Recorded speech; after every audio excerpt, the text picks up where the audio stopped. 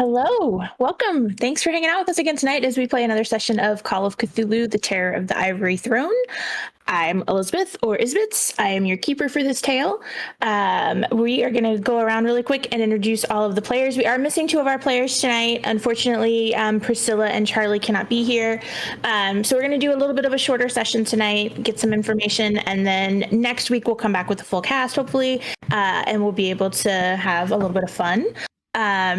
So yeah, we're going to go around as I see you guys. So, Clock. Hello. Hi, I'm Clockwork Tuba, also go by Joe, he, him pronouns. This is the only thing I'm really doing on Shadows of Nox, but yeah, I have my own channel, both on Twitch and YouTube under Clockwork Tuba, where I do variety streaming games, including some TTRPGs, which, you know, we just finished up a big Subversion run, and we're planning things for the future. Ominous things. All right. John. Hello, everyone. I'm John McDonald, and I sit on a throne of chaos and lies. And Yes, anyone that listened or watched into the last episode of Power Rangers Centurion on Wednesday know that. I see plenty of nodding. You all understand my vibe. If you were here last week, which I hope you were, you joined us for the Buffy Valentine's Week Marathon, which I had a lot of fun doing, so more sessions of that may be coming for more Valentine's Days ahead, who knows? But I had a fun being powers that be. I am the Zordon / Alpha / Ernie / Rita / whatever villain Ivan I'm playing this week, / apparently Goldar, I guess, of Power Rangers Centurion. And then the Power Ranger podcast this week on Wednesday. A Power Ranger podcast episode is being released where the Rangers are headed for the Angel Grove Salt Lands, Flat Lands, some kind of land is flat, and they're going to a 4-H fair, and it's going to be a ton of fun for everyone. So please, everyone, tune in and enjoy the merriment. And certainly, Brick doesn't get captured by Goldar, Daphne style from Scooby-Doo. Everything is fine. Every session, we have to rescue him. Nothing bad will ever happen. Nothing bad ever happens to anyone. I'm super excited to be here on Shadows of Nox with my TTRPG family. If you also enjoy the spooky, the spacey, the mundane but mysterious, if you enjoy Cthulhu, come and join us in our Discord. Hang out with us on social media. We have a Mastodon, a Blue Sky, an Instagram, and I'm eventually going to figure out how TikTok works, and eventually we'll have that. But yeah, if you have a game you're interested even in trying out, Learn to Play is our thing that we aspire to do as well. So if you want to find out more about things like Shadowrun, Call Cthulhu, Isabitz is a master of Blades in the Dark. Is that the name? That's the name of the system, right? Or is that the... Yeah, it's Blades in the Dark. Blades in the Dark, which we've always had fun playing in the past. So come be part of the family. We're not going to brainwash you. It'll be fine. Can I just say, I, for one, am terrified of John getting access to TikTok? I can't figure out how it works, which is probably a blessing for everybody involved. But you know what? I'm gonna try, because I want the message of the shadows to get out to everyone. I believe in you. All right, Andrew. Yeah. I am Andrew Bryant, also known as Roadkill amongst various gaming circles and everything. I am in the Monday Dresden game over on the Rem Alternus channel, which has been going great. I occasionally have been on the Power Rangers game, which hopefully I will sometime in the future again, depending on schedules. Correction. Yeah. You've occasionally terrorized the Power Rangers game. I did occasionally do that too. Yeah, I dabbled a little bit in evil, a little bit in good. You know, figured I'd get a little bit of both sides. But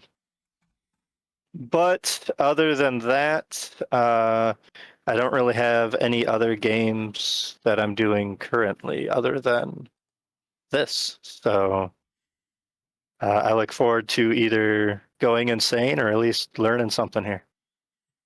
All right. And Teslan. Hi, I'm Teslan Kierinhawk, also Tom Augustine. I am I've got a lot of games that I'm about a hair's breadth away from launching on Shadows of Nox. If you join our Discord, there's going to be a Shadowrun game and a 10 Candles casting call coming out if you're interested. The Shadowrun game is going to be a little different in that people are going to start as actual punks. I titled it right now temporarily From Punks to Runners. You start out with crap gear right from the gutter, and you've got to earn your way, make Faustian deals with corporate types, and just try to survive to get to the point where you can call yourself a true Shadowrunner. And then you get to see if you still have your soul. I mean, you had me at Faustian deal. Can my street name be Screwtape? Yes. Yeah, that works. Only if you can have someone else in the group named Lewis or CS. What do you think your job is, John? We've been in 2 games together. We've already got our roles established here.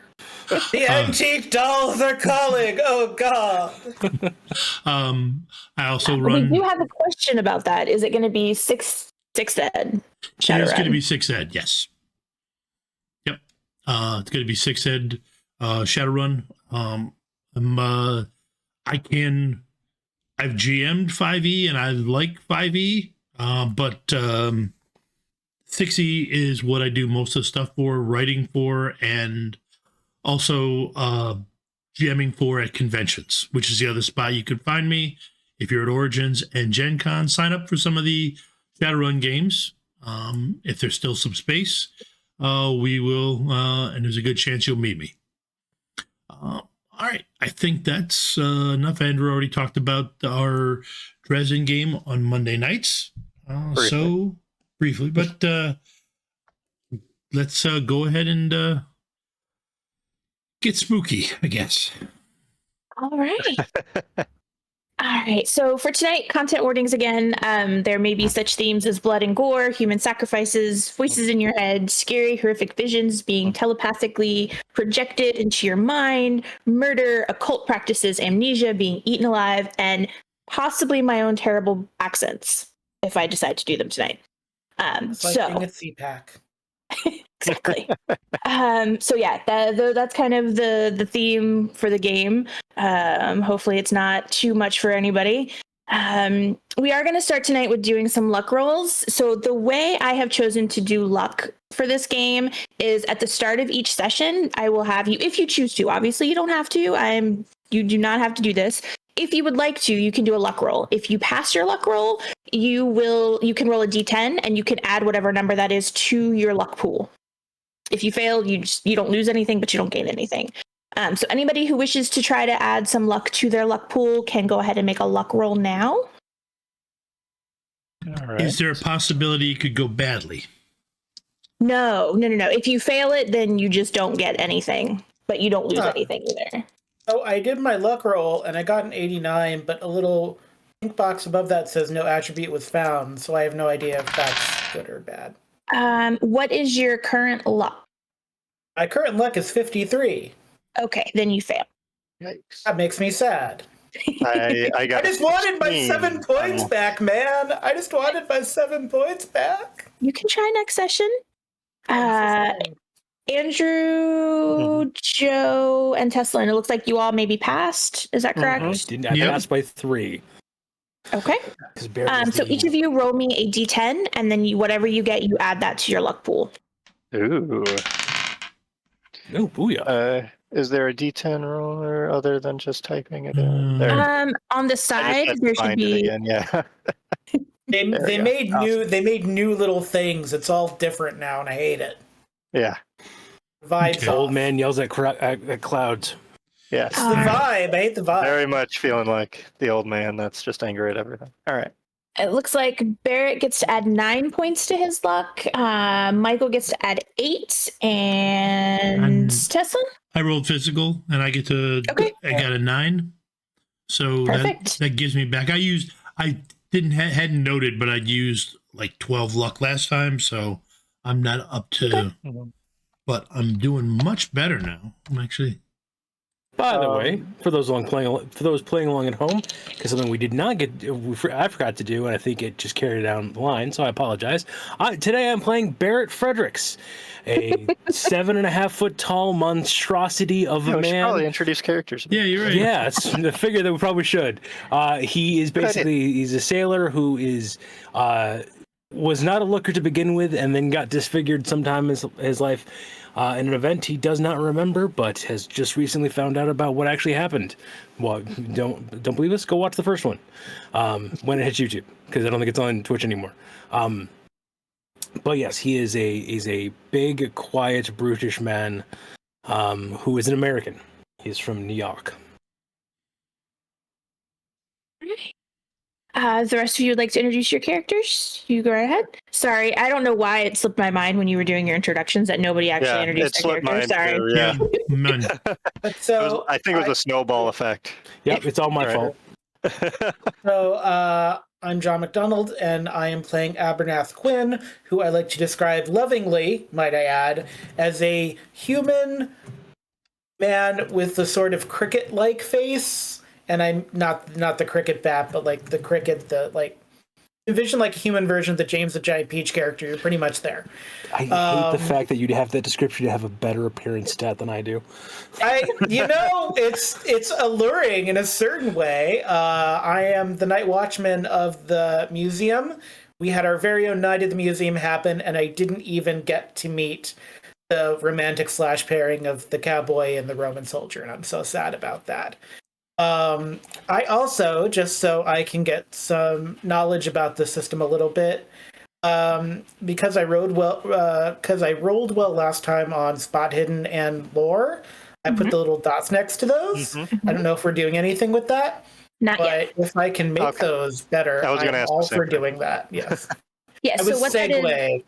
that is basically how you keep track of your experience. Anytime you roll a skill for the first time and you pass, you mark that dot. And then at some point in the future, whether it might be at the end of a scene, it might be at the end of a chapter, I will tell you, and you can roll to increase that skill. And then you just unmark it, and then the next time you do it again, and it's just a roller. You just keep going until you can't do it anymore. Also, one thing you should know about my character, no one came into this game wanting to murder me, and I've changed their opinion within one episode, and I feel that says so much about the person I am as a war veteran from the Great War, and who would want to kill a war veteran that looks like a human cricket? Why would anyone want to do that? Let's say at least one cast member. You're not a veteran of the Great War, buddy. I just came here to I'm a veteran of one of the wars, whichever one Britain fought in. It's like all of them. It doesn't really matter. Well, depending on how old he is, he could be. And if you're a veteran of the Great War and World War II, we have other problems we need to work on with you. I mean, they're all great in their own way. Don't. We don't need that clip out there. You're going to be on TikTok someday. I'm hardly on TikTok now. I don't even know because I can't figure out how to work the Andrew, who are you playing? I don't even know anymore. Anyways, I'm playing Michael Dotson, a master's student at the University of London, who's actually on a transfer not really a transfer, but like a study abroad program there, as he's initially from Miskatonic University. Dun, dun, dun. He is a native New Yorker, but he has been overseas in various other countries like Germany and, of course, England. So he still knows his way around and everything a little bit. But let's see, now he's essentially trying to focus his studies on the occult to be a parapsychologist, but there's no real major for that, so he's just kind of picking from different ones. He's got a physics one over here, and let's see, what was the other one that he had? A psychology one. So physics, psychology, and then he's doing a little bit in neuroscience. So probably taking himself in too many directions, studying too many different things, but he's going through it so far. All right. And Teslan, who are you playing tonight? play Dr. Harold Gewitt, PhD. I'm spend most of my time as an adjunct professor among various universities, going around teaching a class or two. That seems to be a nice way to occupy my time. I get to see a lot of the different world. It also gives me a time to do my hidden goal, which is investigate occult circumstances and make sure that people aren't being hurt by them and trying to suppress it as best I can through a lot of different ways. In fact, I have the look of an English gentleman who is always well put together. All right. Doing a good job of making sure we're not hurt by the supernatural. Well, not yet. Not last night. I wasn't. No. That was the point. Yes. Yeah. I too was making fun of you. Yeah. Speaking of last night, would any of you like to give a recap of what happened? Anybody that chimes in with any information from last session will get a special something from me to use during tonight's game. Well, that's a secret tool for later. We all woke up in various arrayed around this just last session or from the beginning? Last session. Okay. Actually, last session the beginning? Yep. Actually, yeah, no, it was. Yeah. It was. Yeah, it Sorry. was. Okay. It's been a while. That's what I. That's been a while. Right. Yeah. We all woke up around a. We all woke up around a broken display. This place where we're at appeared to be have a whole bunch of wax figures of Cthulhu mythos creatures. And for some reason, one of them, one of the displays was broken out from the inside and didn't have a figure in it. We all woke up. It also did not have the dowel in it. Yes. That would prove that would be a wax copy. It looked like it was actually the real thing. Yeah. I also didn't have a name on the placard. Yeah. Or a placard for that right. matter. We investigated, looked around, and then eventually, after not discovering anything, and other than the fact that none of us remembered anything, from going back quite a bit, other than discovering that Abernathy or Mr. Quinn works there. Still just Abernath, by the way. There's no Abernathy. Yeah, you're right. It's still Abernath. Every time you add the Y, I die a little on the inside. Yeah, it's strange. It's almost like I want to kill your character.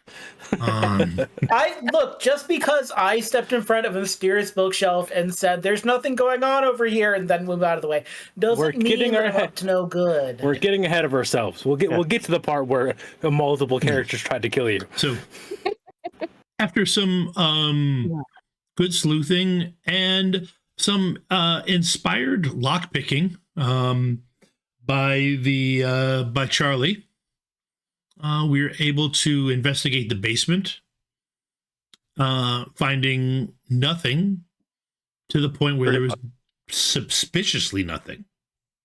I mean, there was a pottery wheel. It was completely cleaned out. There was a molding press essentially for the wax, but all the molds were gone and had been removed.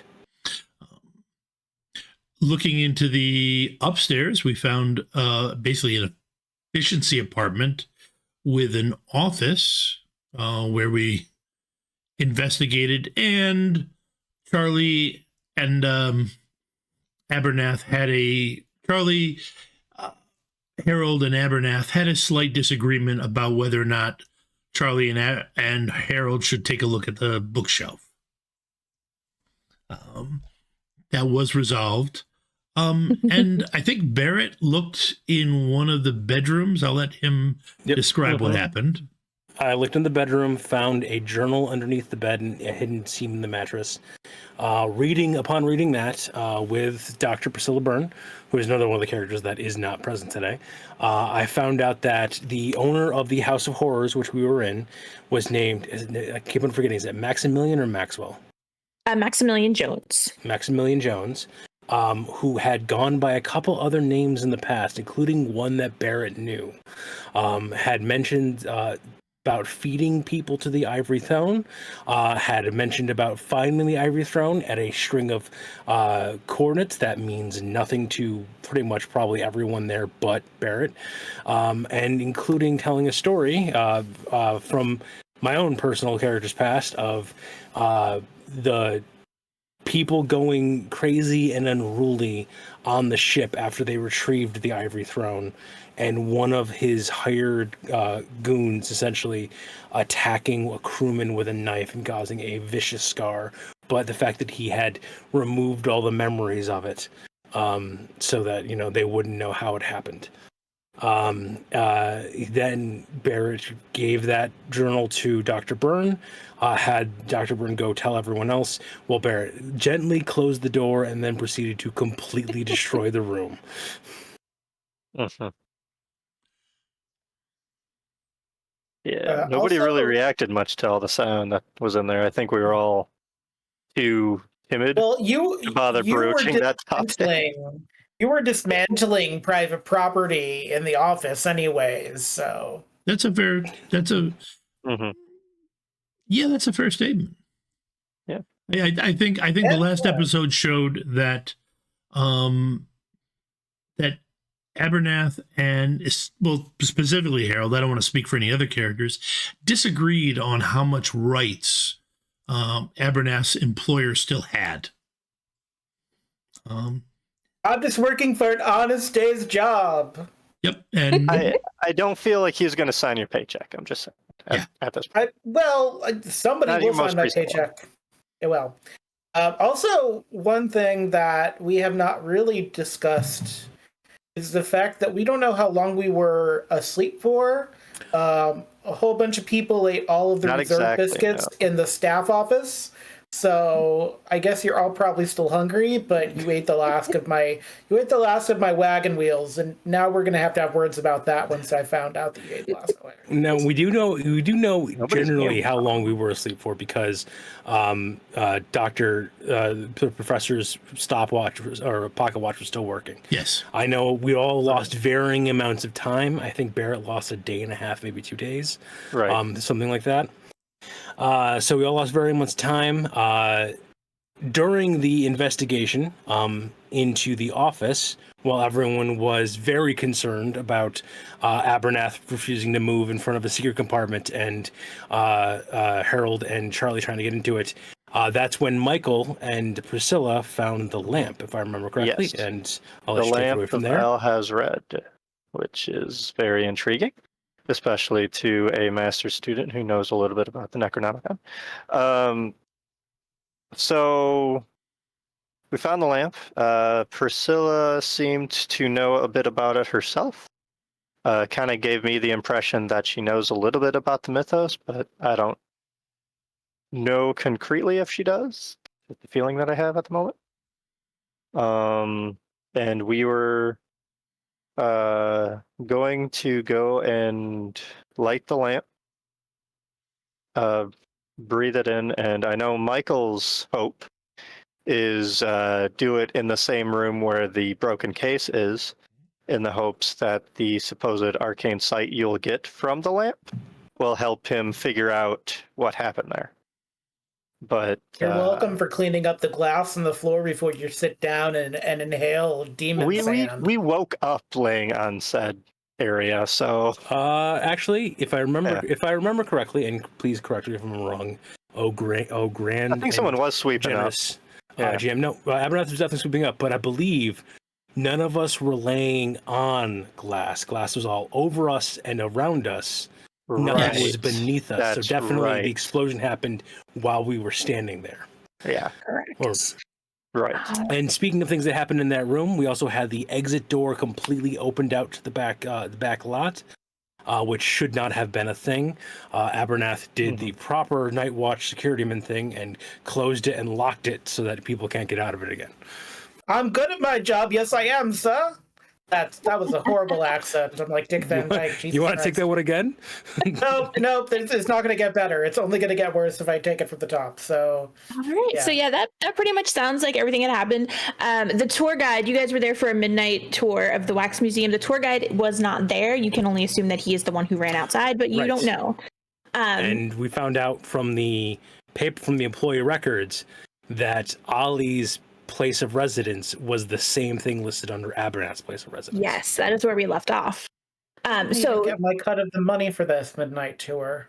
You did not actually get your cut of the money for that yet. The register. No money in the register. We're a There is in nonprofit. fact money in the register. There was money in the register. Well, that belongs to the building, and we're a nonprofit, so.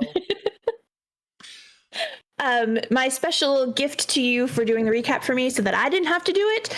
I'm basically going to give each of you an inspiration die. So at any point tonight, you can, when you're rolling a skill check, or if we get into combat and you're doing an attack roll, you can roll twice and you take the lower of the two rolls. So that is my gift to you to use at any time tonight that you so wish. Awesome. All right. So when we last left off, Michael and Priscilla were heading downstairs with the lamp to smoke it. Abernath, you were kind of spying on them to see what exactly they were going to do.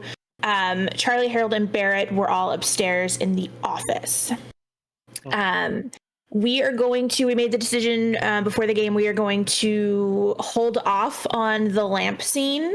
So that Priscilla, Lottie, who plays Priscilla, can experience that with Andrew. So next session, we will kind of do a flashback to them doing the lamp, and you will find out what they see when they smoke the lamp. So we are going to kind of skip over that, and we are going to kind of start with all of you guys together in the office. You guys have a lot of information. You don't really have enough information, but you did get quite a bit of information. So the floor is yours. So the journal mentioned, I think this we'll have the camera come in as Barrett is finishing off recapping what was in the journal. Okay. And the last entry mentioned something about feeding the ivory throne. Does that mean anything to any of you? I would say that's probably an occult roll to see if we know it. Does that sound right, Isabeth? Yes. It wasn't feed the actual throne. It was feed what was on the throne. My apologies. No worries. He kind of flip-flopped in the journal, referring to as an it and as a he. But it was something that was on the throne. But yes, if you would like to, I would say occult, but if you can give me a argument for a different role to see if you know it, I am willing to listen to your argument for that. Oh my. Yeah, that was a pretty bad failure. Points. Yeah, I'll spend 2 points on that. Wait, I didn't want to roll. How do I have to do edit mode? Get edit mode, yeah. Mm-hmm. Ignore that luck roll. Why is your luck so? Oh, sorry for the luck roll. Never mind. Yeah. I'm gonna say if your luck stat, I'm gonna. I don't have a 95 luck. Even I'm not that lucky. Did you say we were all up there at this point for this, or am I? Yes. Yeah, this is after the reconvene. Yes. I apologize. All right. Yeah, no worries. Yeah, I'm gonna do occult. Okay. Okay. So you got hard success. Yeah. Nice. Yay. We succeeded. Look at us. Studying pays off. Too. I'm the same as you. Stay in school. No, you're not the same as him because he got a hard success. You got a regular success. A regular success that you needed luck to get. I'm just saying.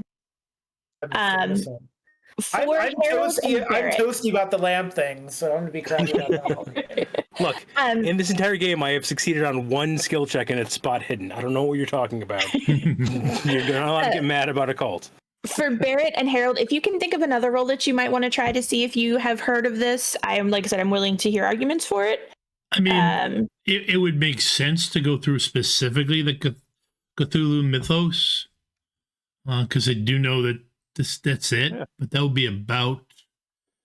Well, wait a minute. Can I punch somebody to learn it through Brawl? No. Okay.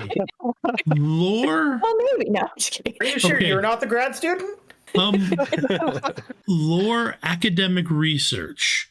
This would be specifically if I heard of any, if there were any basically academic projects that involved that that type of information or information about that particular item. Yeah, I'll allow that. So, is there a bulldozer or crane I could use, operate heavy machinery for? That would be if you had accidentally unearthed the throne at some point in your past. That would make sense for that, I would say. But I was still on this ship when it came in. Yeah.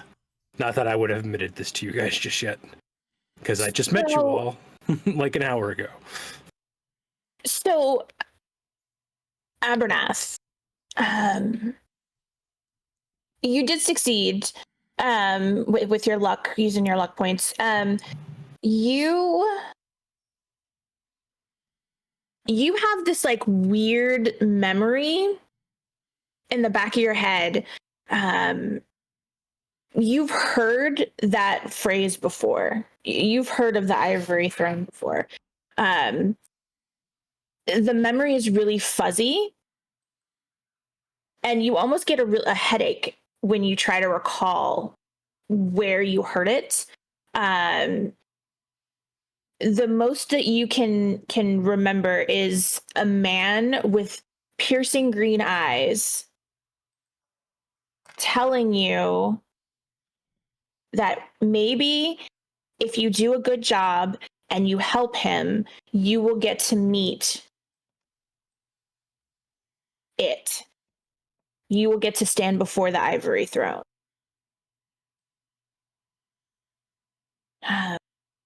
That's fine. That's a normal thing to tell your employee. Just like working Chili's. You don't know that it's your boss, but you don't know that it's not your boss. Like I said, you just remember the green eyes. You can't, as hard as you try, you can't picture his face. The more you try to remember more of that memory, the more the pain in your head gets worse and worse. I'm just going to go into a Tarzan headspace where if I had a chalkboard, I would just be drawing eyes over and over again. Like it's just really nice green eyes over and over again. Oh, now, so here comes the important question. Is Abernath sharing any of that with the rest of the class? Oh, God, no. That's I'm British. I'm just sipping my tea. No, it makes absolutely perfect sense to not say this information. But I just had to know. Yeah. All right. So, Harold, you remember a while back, probably a good maybe 10 years ago, you remember kind of almost similarly words. You remember a very, very nice dressed man, very nice, very bright green eyes, saying that he was a professor, and was looking for funding. Actually, no, it probably would have been longer than that. It would have been longer than 10 years ago. It would have been around maybe 1945. Oh, okay. So a little over 10 years. Over 10 years. You remember a man saying that he was a professor and wanting to try to secure funding for an expedition. Looking for the ivory throne. But very similarly to Abernath, when you try to actually remember his face or remember his name, any kind of important defining details about him besides just that he had green eyes, it's very fuzzy. You can't actually picture him. And you start to the more you think about it, the more the pain gets in your head, the worse it gets in your head. Michael, have you come across any research on a project? I remember it was maybe somewhere between 10 and 15 years ago. There was someone trying to find some funding for an expedition going after this throne. Have you come across any of that in any of those writings in your thesis research?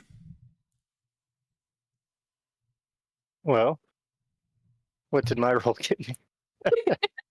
All right. You're because you have done a lot of studying and you've done a lot of research. Let me find the information.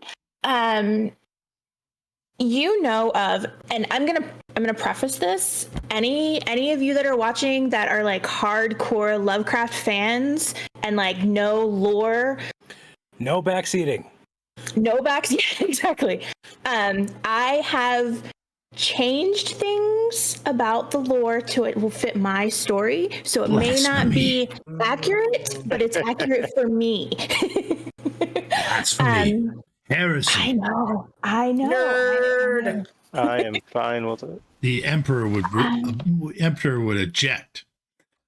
I'm sorry, Right, I I switched know. systems. If Object or Lovecraft eject? himself has a problem with this, he can show up and have a conversation with me, and I can punch him out for his other beliefs. I mean, Lovecraft was afraid of Irish people and things like that. So, what you gonna do?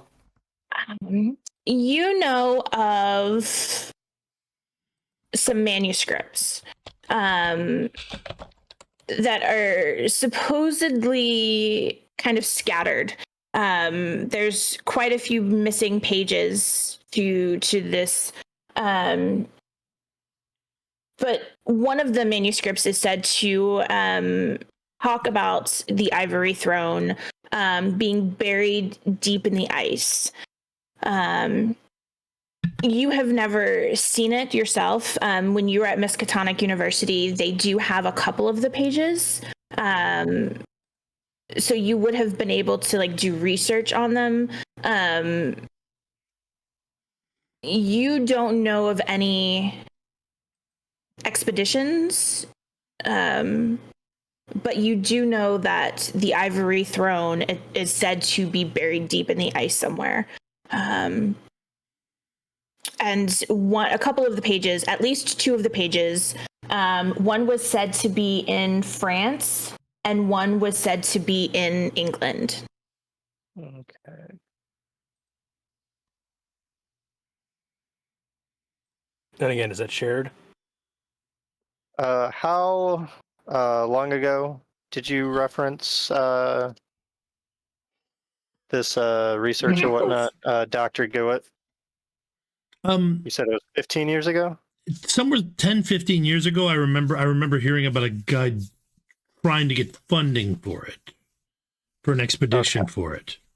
So that would have actually been before Michael got into the program that he currently is. So it would have been before really researching a lot of things of the paranormal. Yeah. Okay. But Well, yeah, but you would have what I have researched studied exactly. Yeah. Right. I somewhere there's pages to manuscript in France and England, you said? Yes. One is said to be in France. There are rumors that a researcher found it, but that's never been substantiated. No researcher has ever come forward saying that they found it. And as far as you know, nobody has it. That's something that most, especially a researcher, would maybe donate or Right. let the academic world know, hey, I have this and I'm going to study it and now I'm going to be famous because I have it. Exactly. But no one ever came forward with it. And yet the other one is rumored to be in England, but again, it's just rumors. And you let us know about that.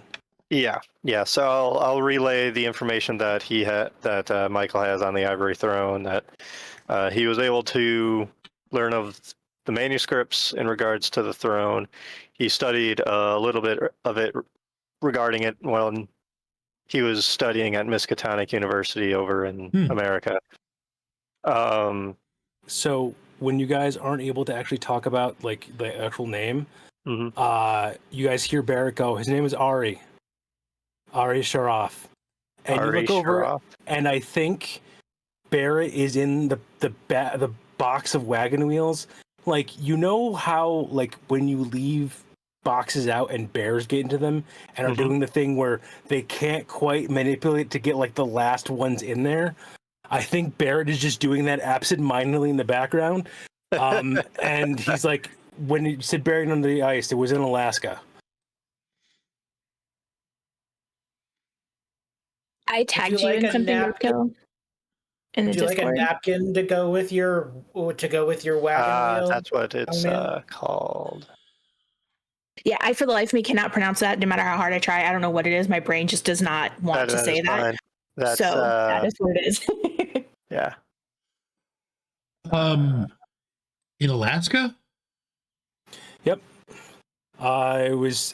God, hold on. Let me find my page. A lot of words in the mythos are designed in a way that we aren't supposed to properly be able to say it with our human tongues. So under Mount McKinley.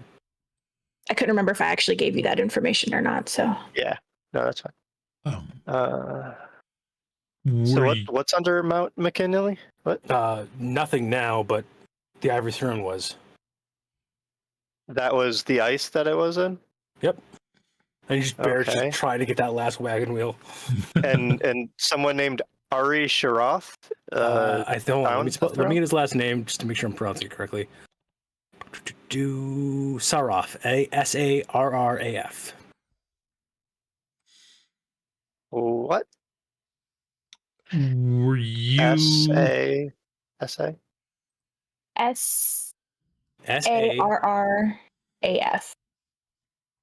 Yeah.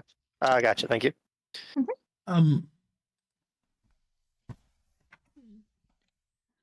Well, you were there?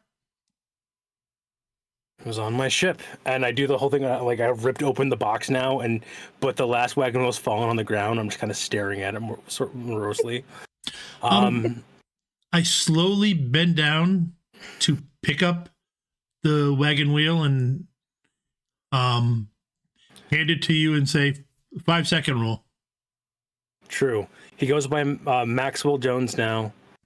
No, is it Maximilian? I can never remember. I'm an idiot. Ari Sharaf goes by Maximilian? Yes, and he used to be Jean-Louis Philippe, if I remember correctly, when he found the first page in Jean-Philippe Masson. Jean-Philippe Masson. It was something with Jean something. Yeah, and basically Barrett's saying this all like this is just things that everyone should know. Maximilian, what was his last name? I'm trying to write it down. I put it in the Discord. Maximilian Jones is the owner of the wax museum where you guys are at. According to the journal, he was going by the name Ari Sharaf.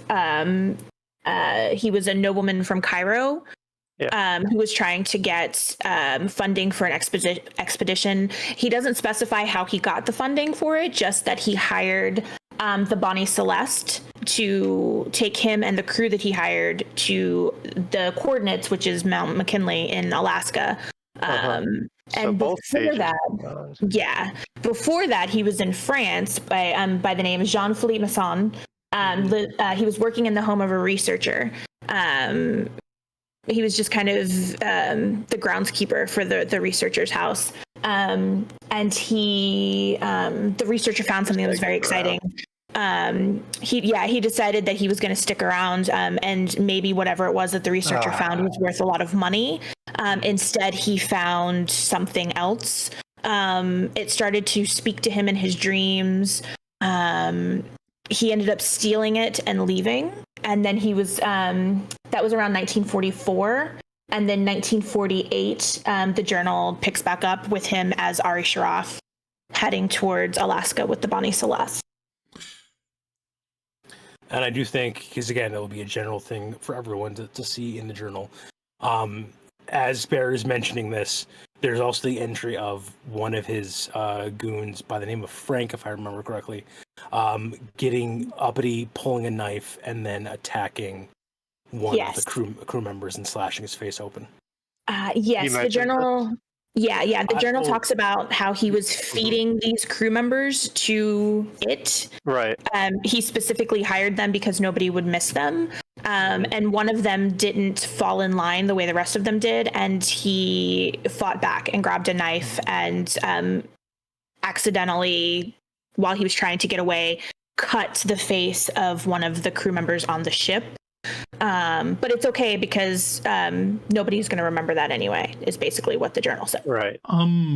So Barrett isn't going to point this out, but anyone who is, he mentioned that it was his ship, and he currently, I'm not currently doing because my hair is not behaving today, but he's got that scar that runs down the entire left-hand side of his face. Yeah, I'm just going to let me make sure I don't fail it. At this point, I'm studying, I'm trying not to study Barrett too much to unnerve him, but I am keeping a close eye on him. I'm assuming when we get to that part, it visibly affects him. Is that a fair assumption? I think you'll definitely see like the emotions are going on behind the eyes at this point. But he's let out to the initial frustration. Okay. That was the destroying of the room. He got it out of his system. Now he wants to go have a conversation with Maximilian. Barrett, I need you to think carefully. Do you remember hearing any voices back then or today? I don't remember what happened back then. Okay. We got on the ship, people were disappearing, then it was a couple days later and we were pulling into port. Okay. Do you remember hearing any voice? Have you heard any voices since we woke up earlier? Only yours. Okay. I haven't heard any either, so that's a good start. And for everyone's reference, these manuscripts are the Nakadic manuscripts or Nakadic fragments, depending on where they're mentioned in whatever lore or literature you find them being mentioned in. I just want to make sure you all are aware of that in case we discover anything else and it happens to mention them by that name. It's the same thing. Make sure we check under N. No, I'm kidding. It starts with a P, actually. It's like the word mnemonic, but Nakadic. At least that's the way I read it when I first. No, I was going along with you. Right. Just my Barrett thing of saying, okay, we'll check under N. Right, exactly, yeah. But my character would say that it actually starts with a P and everything. Do that whole bit.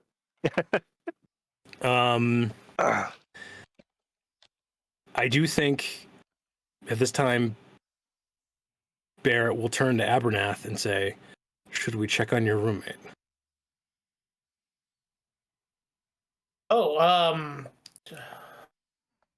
We haven't seen really Olly. Our best lead right now. Yeah. I hope with all the forgetting I can. Yeah, we don't live very far. I don't think. I hope we don't live very far because having to walk with the cane makes things difficult. You do remember where you live, and you do remember Olly. It's really weird. The only real things that you are not remembering is anything to do with your boss specifically and what was in that display case. But you remember Olly and you remember where you live. No, I know. I'm. You're.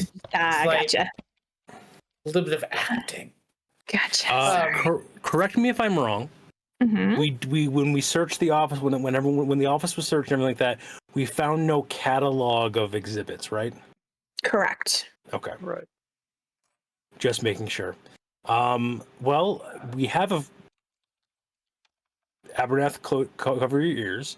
There is a register downstairs that has money in it, and we can get a cab to get to wherever you need to go as fast as possible. I will jump in and say Priscilla will tell you that there is a car in the parking lot out front. I think there were 2, right? No, I think No, it's just It the was one. just one? Just It was the just one. Yeah, because I think all the rest of you said that you guys took cabs. Oh, that's right. Yeah, I Um, mainly take public transit and everything. Yeah. I was supposed to be in port for like a day or two. There's no point for me to have a vehicle here. Right. So yeah, Priscilla does say, well, there is a car in the front. I can't do an Australian accent, sorry. So I'm not even going to try. That's fine. There's a car in the front There's my parking lot. there goes my Rocky emergency. Michael die, and there's a car. There's a car in the all front. right. I know I can't do it. I'm not even going to try. Does anyone have any keys on them? I have a hotel key.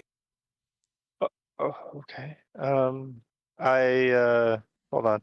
And you see Michael's checking his pockets and everything. I mean, I don't remember having a car. I have. This is probably a house or apartment key or something. That's what I got. All right. I guess we head out front and see if the keys are in the above the visor. Okay. So this car belongs to Harold. Yes.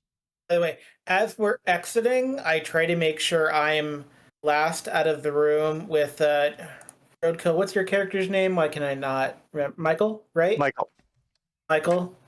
And I kind of like put my cane down right next to him on the floor and tap, and I go, "We're not done having this conversation about what you saw in that lamp."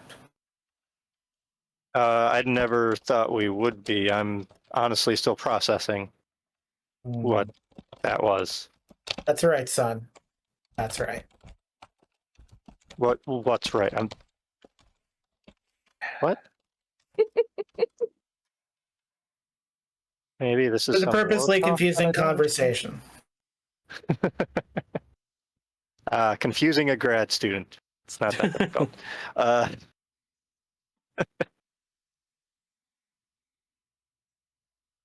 Well, yeah, we'll figure out whose car that is. Hopefully, it's one of ours. If not, we'll use some of the money to get a cab. I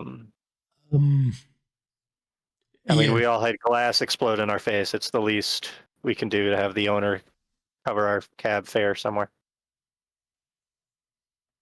So when you go out there, the car keys are in the visor. The car's unlocked, and the keys are in the visor. And we still don't remember anything from when I hit England. If you would like to try, let's see. If you want to try a roll to see if you can try to remember, I will let you decide what kind of roll you would like to do to see if you get any of your memories jogged when you leave. Yep. Good. Well, there was a conversation I was going to wait and have when Charlie was there. I also had he'd been looking at specifically him and Charlie's clothes and the setup and everything, and he kind of come up with a thought. Definitely looked like you were dressed somewhere. Yeah. Well, their clothes matched each other's in terms of being at the same kind of upscale economic fancy level. almost. Yes. Yep. Yeah. But if you want to do like a psychology roll, or if there's something else you can think of that would be better. I'm going to do a psychology roll, and I think that might be, well, let's see what I roll. Okay, I'm going to say psychology roll and go stay with that, because it's one of those cases where you just, take my hands off, take my hand away from the mouse, don't want to double click by accident. Right. You take the wheel. An extreme success. Yeah. You did get an extreme success. So as you're exiting and you are noticing that you and Charlie are kind of match, and you're heading to this car, you're kind of having deja vu a little bit, and you get the keys out of the visor, and then you kind of stop and you look at the car, and you realize that this isn't your car. You're not sure whose car it is, but it's not yours. But you distinctly remember Charlie being in your car with you, driving here. And you remember pulling off and both of you getting out and hiding the car and then walking the rest of the way to the museum. You don't really remember much more than that, but you do distinctly remember that you and Charlie were driving here together. And you know that it was to get, it was heat at this time because you're wearing what you're wearing now. Yeah. And for some reason you pulled off and you kind of hid the car on the side of the road somewhere and you started walking the rest of the way. Okay. And you do remember, you remember where you hid the car. Okay, good. I will have that at some point in the future. He will try to get Charlie aside and have that conversation with her to see if he can jog her memory. But for right now, he will. All right, we ready, folks? No, hold on. Before we go, there's something important. What's that? Barrett turns around, heads back inside the House of Horrors, comes back out with an armful of t-shirts, and starts passing them out to people. We did the tour, we get the t-shirts. You do get the t-shirt. Fair. Fair. Thank you for keeping us on. Thank you for keeping us on target, Barrett. I would say since you did get a. Oh, sorry. Go ahead. No. Yeah, go ahead. I'll do my thing after the. I was just gonna say. I will say since you did get a hard success on your psychology roll. You don't know when. You don't know why, but you know that you have been here before tonight. As you come out and you get in the car, you have this like weird deja vu feeling, and you know that you've been here before. Because we're the best museum in London that dabbles in the occult. I mean, that's one way to look at it.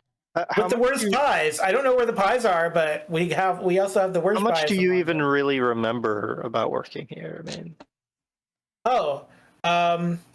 I know I have the key to lock the place up, so any ne'er-do-wells will have to do more work once we're gone.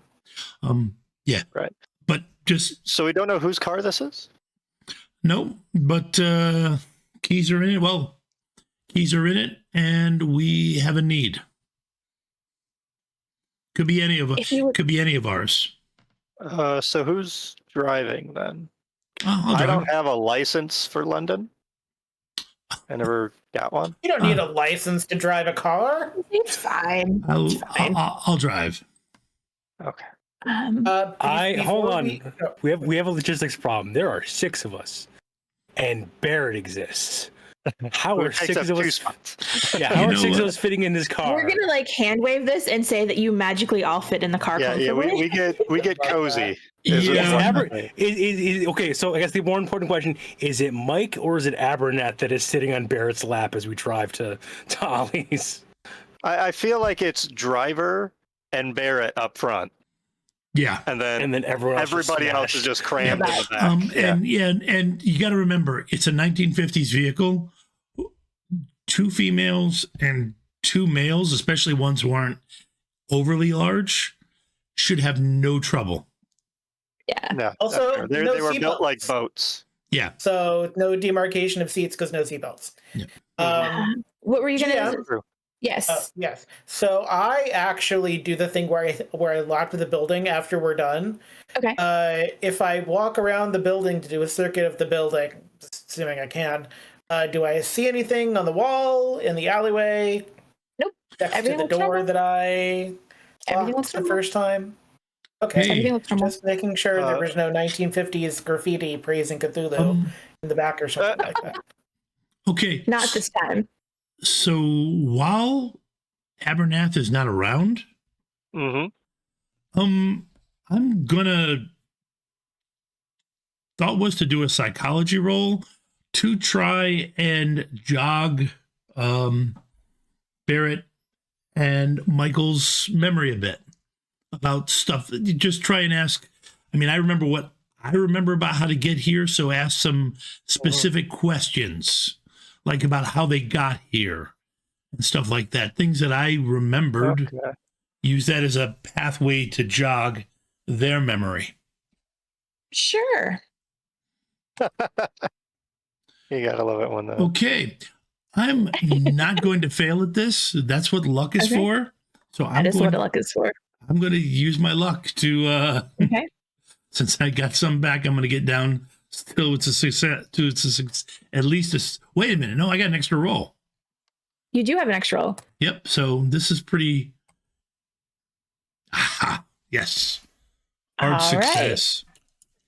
All right. Yeah. So you succeed. So go ahead and ask them the question that you were going to ask, and I will let them know what they remember. So as we've walked around, are you starting to have any memories about like how you got here? Specifically, how you got here, who you talked to about this place, how you got the flyer? What brought you? I mean, Michael, it's pretty easy for you.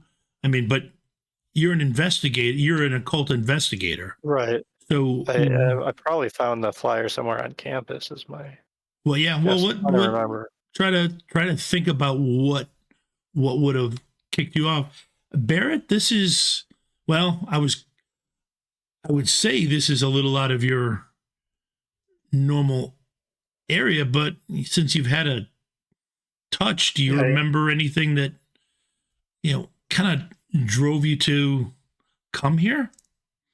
Maybe you've had some questions about that cruise in your mind, and something about this drew you towards it, to the place. It's kind of coincidental that, considering your experience with this guy, that you ended up here on the night when something happened. Could be just fate, though, but can you think of anything? How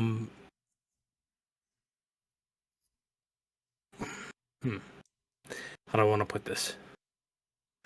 Barrett shakes his head now, like, again, like, kind of looks off. You can tell looking through his memories. I think the camera doesn't see it, but there's a long string of, like, that was one of the worst trips of his life. And after that, it's him leaving the Bonnie Celeste, not working. Like, no one stayed on after that trip on the Bonnie Celeste. And then just a series of more and more, like, serial number filed off. Like it goes from the Bonnie Celeste being like an old ship with a lot of character to, like, just whatever generic plain gray, like, tanker he can get a ride on kind of situation, like deliberately avoiding this kind of stuff.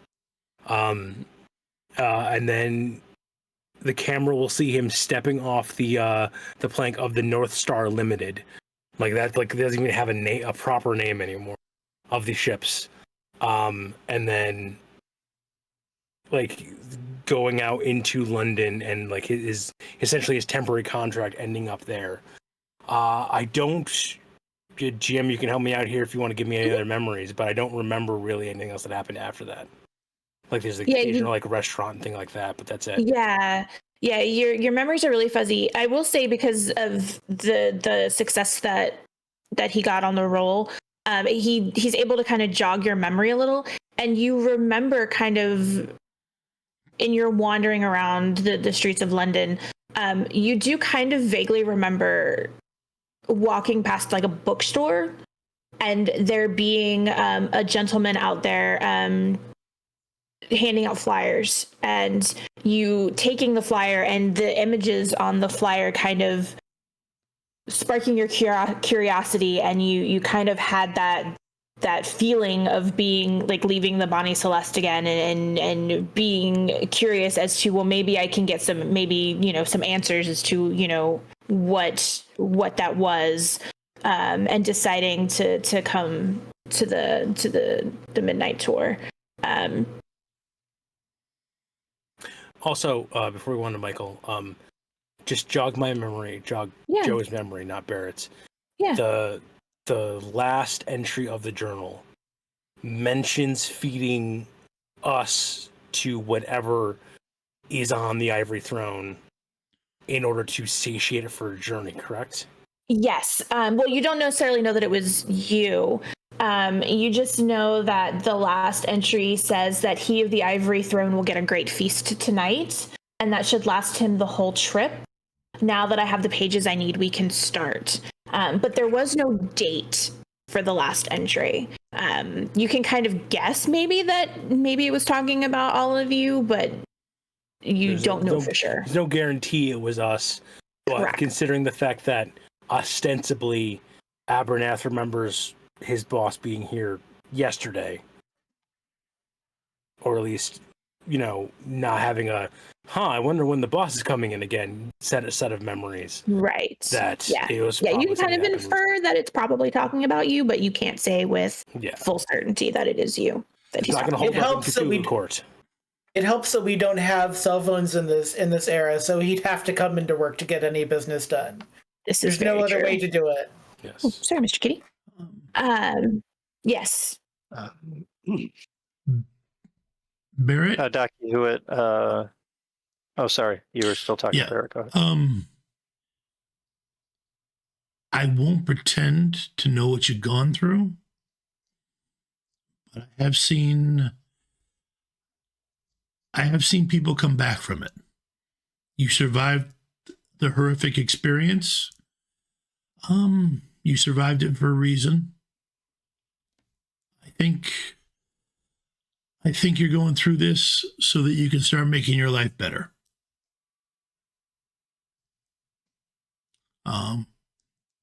Don't have proof yet. Hopefully I'll get it. Hopefully I'll get proof for you as we keep going. Barrett pats you on the shoulder, and I'm going to piggyback off that hard success of a psychology check. Of whatever you just said to him is hilarious to him in a way he's not showing, and is something he has heard many, many times before. Even not necessarily about what had happened, but especially when you said, your life's gonna get better. That is the funniest joke Barrett has ever heard in his entire life. Yeah, that's why I kind of followed it up with the, but it's no proof, so I'll help you find it. It's Tom. The doctor probably did it much better than Tom did. Yeah.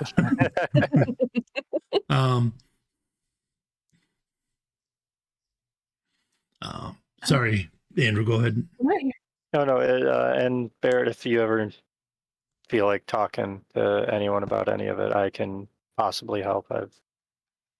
I know a little bit about therapy myself, so. Barrett's got that look of like he's a sailor. They don't talk about anything. We could always talk it over a drink. I am old enough for that. It's the Ron Swanson quote of, I once knew a man, we barely spoke. I don't even know his name. He was my best friend. We still never talk sometimes. And he's now realizing he's being surrounded by therapists, and just reaches into the car and then does it's the loudest ratcheting sound ever as he pulls the seat back as far back as it can physically go in this car, and still is wedging himself into the car, because even if it's a 1950s car, Barrett is it's size 85 out of 90. He's literally at 7.5 foot, 5 foot wide monstrosity of a man, and just wedges himself into this passenger seat. Yeah, no, it's actually kind of ridiculous at a certain point, because this is a bench seat. Oh no. And they you're probably right. They do move, but I've got to sit forward now. There's literally the thing where I've had to do this as a big guy myself, of grabbing the front of the car, holding the lever, and then just pulling forward until you get that strained click click click click, and then letting go, and then just holding it there and being like, if this car crashes, I am not moving 1 inch. Yeah, so Dr. Hewitt, this is, I'm sure, a very pointless question, but I assume you've never known of any researchers that go about changing their name every place they go. Because that doesn't seem like typical researcher behavior to me. It depends. No, it's not typical. If you're trying to make a name for yourself, publish or perish, I certainly haven't changed. Okay. No. Abernath is still walking around. I have used nom de guerres in certain places, whereas to prevent, well, because the first thing kids normally do, students normally do, is go read what you've published. So that is fair. Especially in the occult, to show up mysteriously, it can, at assigning things, can help. So I have used different names for that purpose. For actual research, though, for what I published, it's always been under my own name because, you need it. You need it to build the credibility and build a body of work for respect. The only reason to do so otherwise would be that you don't care about that. You're just you're just interested in what you're researching. And some people have enough money they can get away with not having credibility.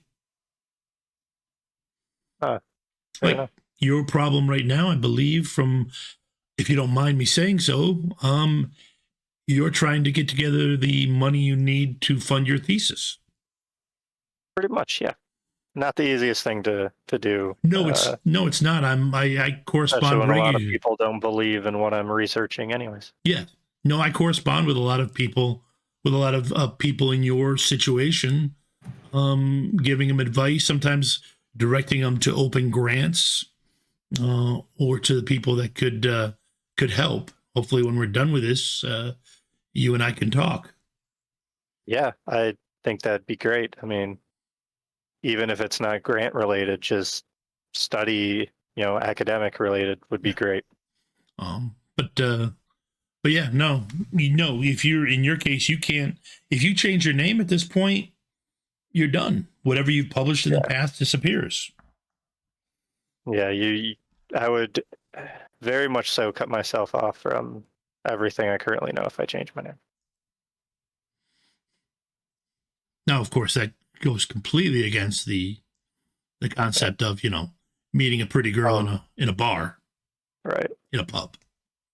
I think Dr. Gewitt could do a psychology with the conversation we just had, actually. Curious to see if he reads into a little bit more of what Michael just said. Holy crap. Yes, he does. Damn.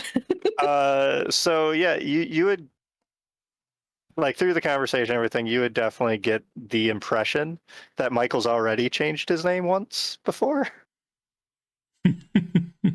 So when he mentioned just like, if I did that now, I'd definitely cut myself off from everything I know. That's because it's happened before. That's the impression he gets from it. A fine piece of motor car we have here. Whose motor car is it? Hey, Abernath. Did anybody look in the glove box? Well, hold on. Considering I've been in this car, can we look in the glove box? Yeah, of course. Oh yeah. By the way, Barrett. No, physically, can we? Like, Barrett's right there. Like, if somebody would like to look through the glove box to see whose car this is. Again, it takes like 10 minutes of like unhooking, pushing the seat back, getting fully out of the car again, to then reach in, open up the glove box, and then see if I can find like registration. Oliver Ward. Sorry about that, Barrett. It's Ollie's car. Oh, that's Ollie's car. Well, that's not a good sign. Ollie, don't you know employees aren't supposed to? Okay, wait. This is more concerning because I always assumed Ollie ran out the back door He did. whenever it happened, and then took his car and ran. Something happened to Ollie to the point where he decided not to go around to the front of the building and hop into his car and drive away. Does He's very anybody proud know of this how to car, track too. footprints? I mean, it's a paved street, so I don't think he's going to be Yeah. leaving footprints. Oh, it's a behind. paved street back there. I think I haven't let's. been to the back of the building. I think let's assume Abernath comes back. Yes, Yeah, Abernath. I think he He's just not just doing a circuit of the building. Yes, he's. Well, I mean, Dennis steps in. there's always the chance that Abernath could be coming back with a bazooka and shoot us now that we're all trapped in the car. I'm not saying That's this. what I don't have that skill from the Great War. I have other skills from the Great War. Gotcha. Please don't think down that idea.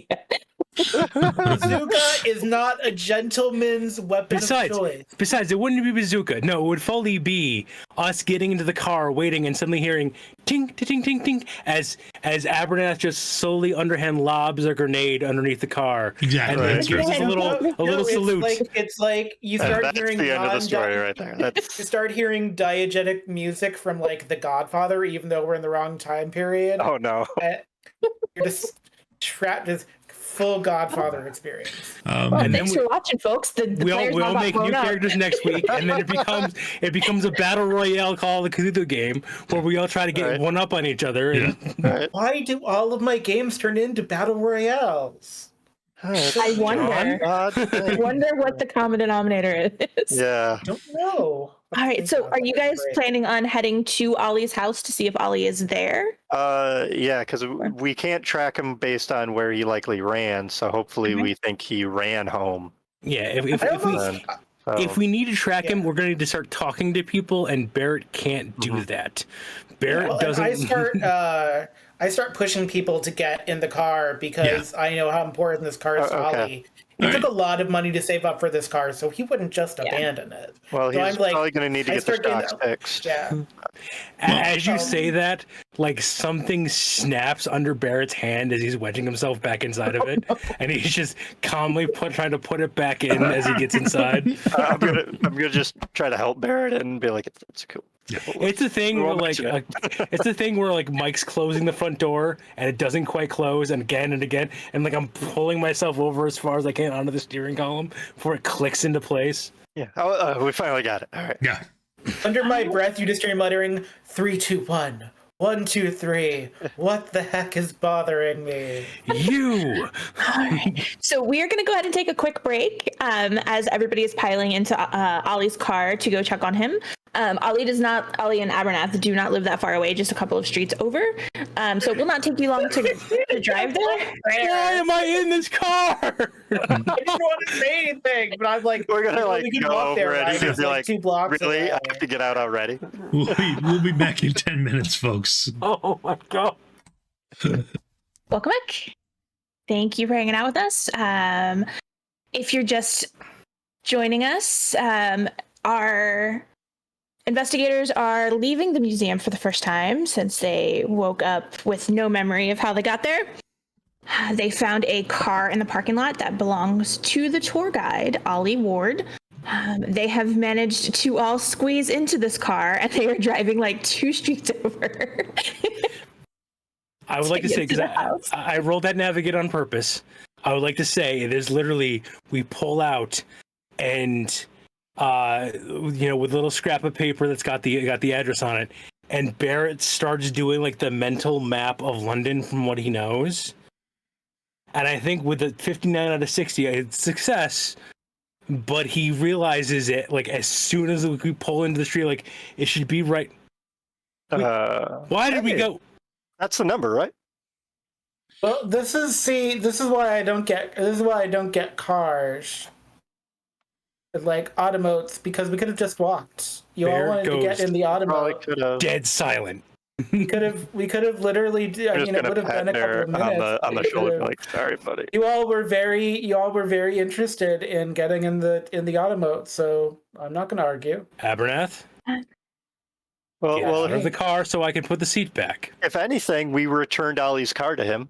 Get out of the car so I can put the seat back. I'm getting out. So as you guys pull up to 210 Maple Drive, which is where Olly and Abernath live, the house is a little run down. It's 2 stories. The yard looks like it needs to be mowed. The flower beds that look like at one point in time they must have been beautiful are now overrun by weeds. It is a brick house with a dark green door, but the dark green door is now faded and peeling.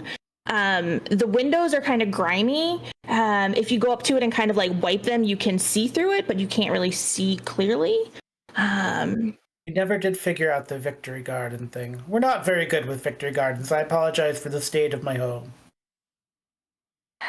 For background out of character, this was Olly's childhood home. His parents passed and left him the house. He doesn't get paid very much as a tour guide because the owner is a real dick and doesn't like to pay his employees very well. So he asked Abernath to move in to kind of help. We get compensated in other ways.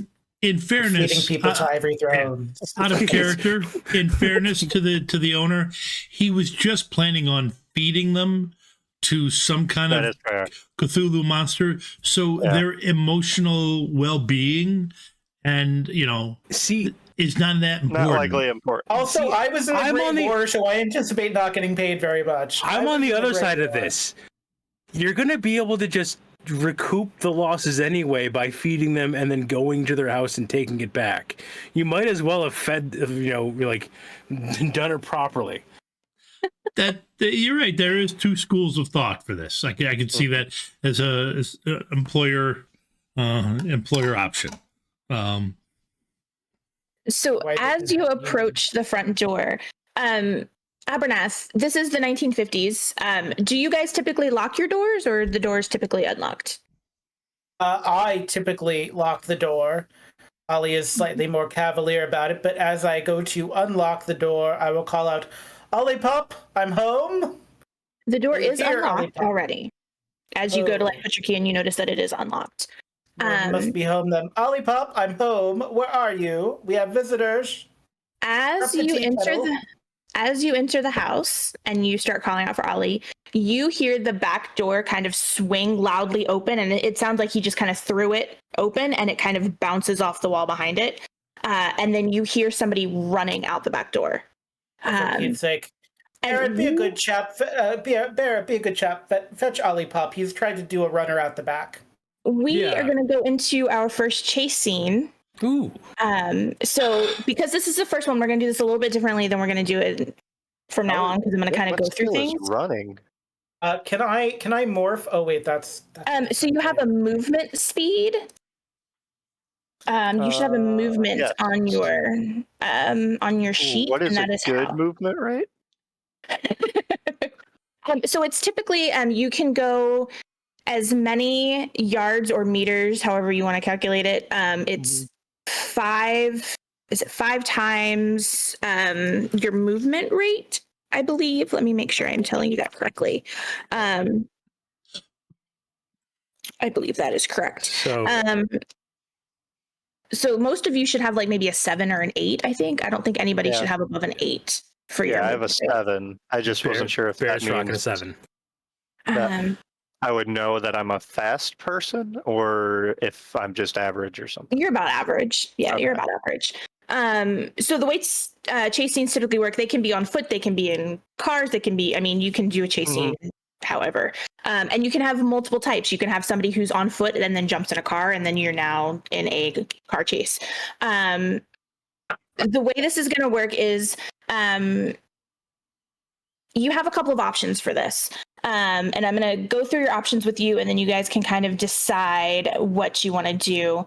From here on out. Before we get to that, Joe, no offense, but I am envisioning like a wacky races scenario where Barrett's head is at the top of Ollie's car as we're whacking races through London. If Barrett has to get back in that car is becoming a convertible. Full on. Like he has had it. He's like, no. If Ollie is running and making me chase him in his own car, That car is going through some modifications. Well, Amazing. chase him on foot. Me and Char. This is what I would say. Hey, keep driving him. Chase him on foot. Me and Charlie will get in the car and head him off on the other around the block. That was actually one of my options. Yeah. So there's pros and cons to both of these. Whoever chases him on foot through the back, you will be able to keep line of sight on him. So if he veers off and like goes into somebody else's yard and like turns right, you will be able to see that. However, the downside is you're going to have obstacles that you're going to have to get over while you are chasing him that could potentially slow you down. Now, he is also going to have to do these rolls too. Right. So he may actually get slowed down. For anybody that wants to go out and around the other side, who doesn't want to go through the backyard, you won't have to go through any obstacles. However, you will lose line of sight on him. So if he does turn, you're not going to see it and you could miss him. Yeah. So Barrett, do you take off right after him? Or? Abso-fucking-lutely. All right. I'll probably be running with Barrett, knowing that the other ones will probably try to loop around either in the car or some other way. And I'm just going to sit here running after Barrett, hoping that nothing gets in our way. Because I will likely trip if that happens. Should be right there. Yeah, I use. And then, are you going in the car to go around the other side or to drive to try to cut him off? Yes, okay. I would do my best to get Charlie to. It's also considering what Charlie was wearing. We'll say Charlie and Priscilla go with you since the two of them aren't here. Yeah, we'll say the two of them go with you. Okay, that'll give me a chance to hopefully get to poke Charlie's memory. Okay, a bit. I would also say.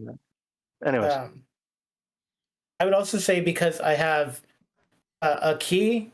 So if we need to unlock the back door to go through instead of just breaking down the door. No, the door he left the door open. Yeah. Yeah, he left the door open.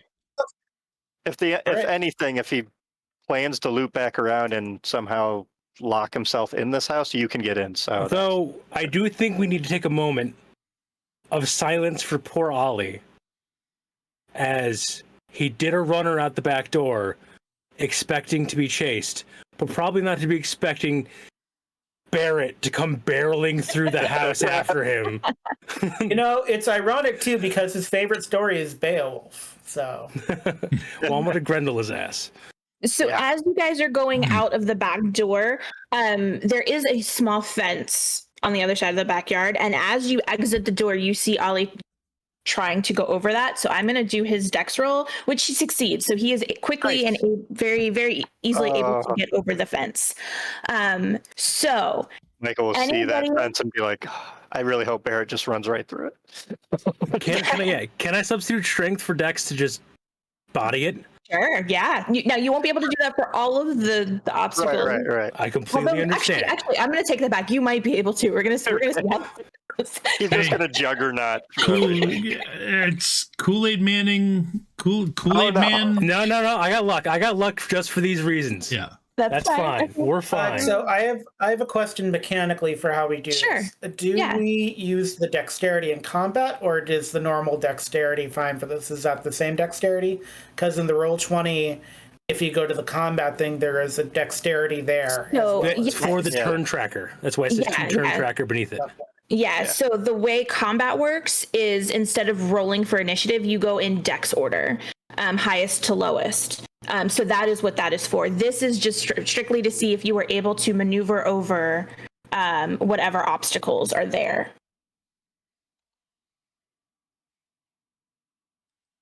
I'm following the Kool-Aid Man then. Okay, let's see. So Abernath, you were able to jump right over.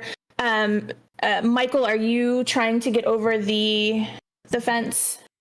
Assuming he didn't make a hole in it that I could just go through, then I did use, you know what? I did use luck to make that successful, by the way. That is okay. Yeah, so there is a hole. So you are. Okay, good. I'm just going to try to follow him through the hole. Okay.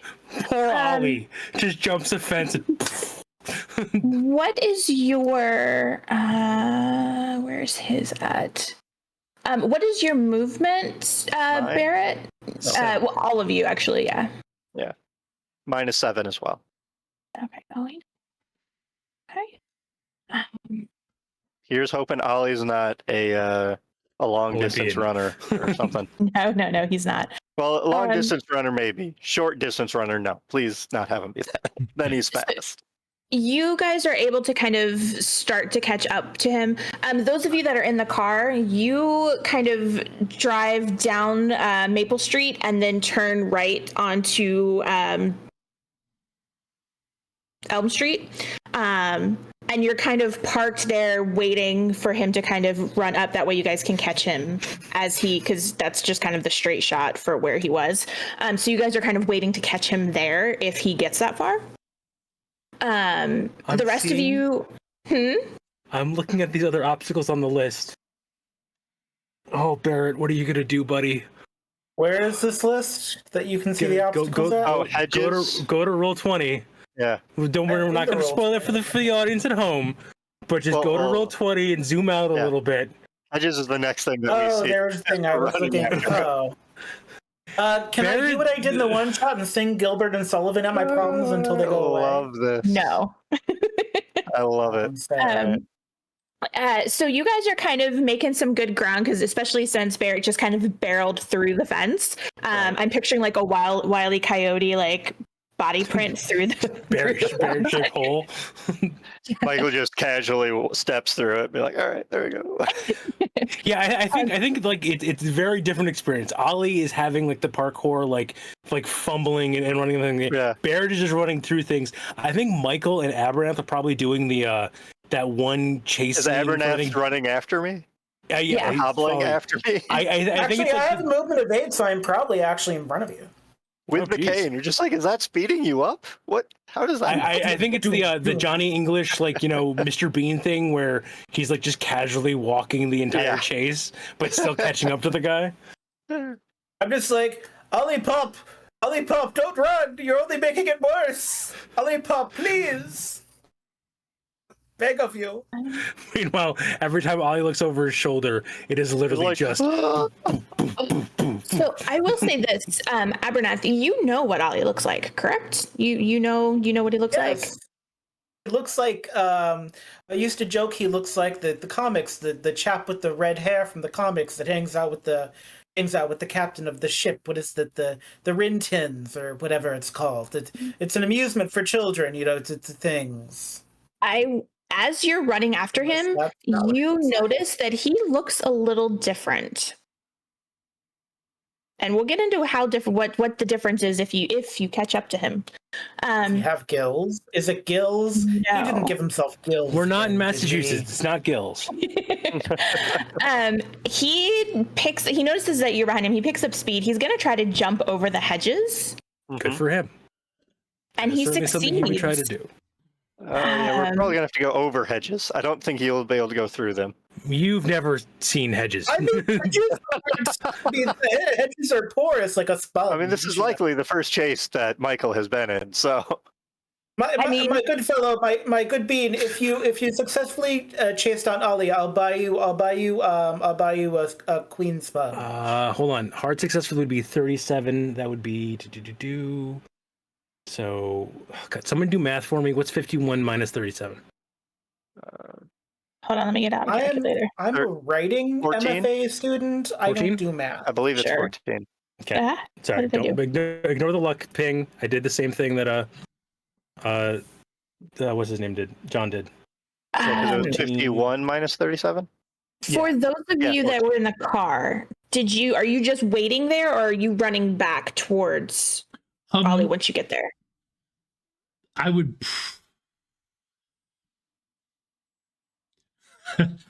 have the instinct to tell the ladies to wait in the car, and then I would think, no, I'm not going to say that out loud. That's not going to get me very far. That's not going to help. It's just going to cause a Lois Lane moment. And then I honestly, I wait in the car with my pistol just down below the door line, so that when he shows up, I can brandish it and hopefully get him to stop or thump him with the car. I will say, oh, kind and gracious GM, I did spend the luck to bring that to a hard success. Okay. You are able to just barrel through the hedges like they are nothing. And I imagine the other two are just kind of running through the Barrett-shaped hole in the hedges. Yeah. If it's a safe enough looking hole, I definitely will just keep. Mrs. Pilcock's going through adventures that. are coming. I'm assuming in. I Good might for have her. to get over a couple roots or whatnot, probably, but Yeah. yeah. I'm not going to make you roll for that, though. Okay, that's good. Let's be honest. Barrett has a hedge in his hand. Yeah, he just runs up and lifts it out of the ground and keeps going and chucks it aside. It's a full-on topiary like animal, just I will say that is an option if you see something and you think that you can succeed. If you want to try to like throw something at Olly to try to trip him up so that he falls, you can. He is coming up on a playground with children. Okay, so A, children are currently present on the playground, and B, with my hard success, was able to catch up to him faster. Like, am I still going to be able to catch up to him before the playground, or is he going to get the playground first? He would still get to the playground first, but you are like right behind him. You are really close. You've managed to catch up to him. Okay. I got no skill to like dive tackle him to the ground. I want to just catch him and suplex him real quick. It's part of Brawl, isn't it? Yeah, I feel like that's how Barrett says hello. He just suplexes people. Can I use Brawl to try to? Because whatever situation is going on, Barrett does not want kids hurt. Full stop. Right. Okay. So if you want to use can I roll Brawl right? to try to like scoop him before he gets to the playground? Yeah. Are you trying to scoop him up or are you trying to tackle him down? I think because it'd be funnier for the camera. I think it's like I want to reach forward, grab him by the belt, and then just kind of like swing him around to the other side. I think the camera is going to be following Olly, and then suddenly Barrett's hand, if I make this, catches the belt, and just you see Olly just kind of fold as he gets yanked backwards. But I'm basically trying to like pull him into a grapple. I don't want to scoop him. I don't want to toss him. I want him to be in my arms and then immobilized before we get to the kids. Okay, yeah. Go ahead and give me that roll. Yeah. I have luck for a reason. I will burn the rest of it. So I only need 9 to make that a success. Okay, you're gonna make that a success? Definitely am. Okay. Yeah, he had to slow down anyway because he saw the kids and he didn't want to run into the children either. So as he slows down, you just kind of grab him by the belt and swing him around so that he is no longer running towards the children. As the rest of you catch up, Olly, as Abernath had said earlier, the rest of you don't know him, and you don't really remember him. He typically has a full head of like reddish brown hair. His hair is white.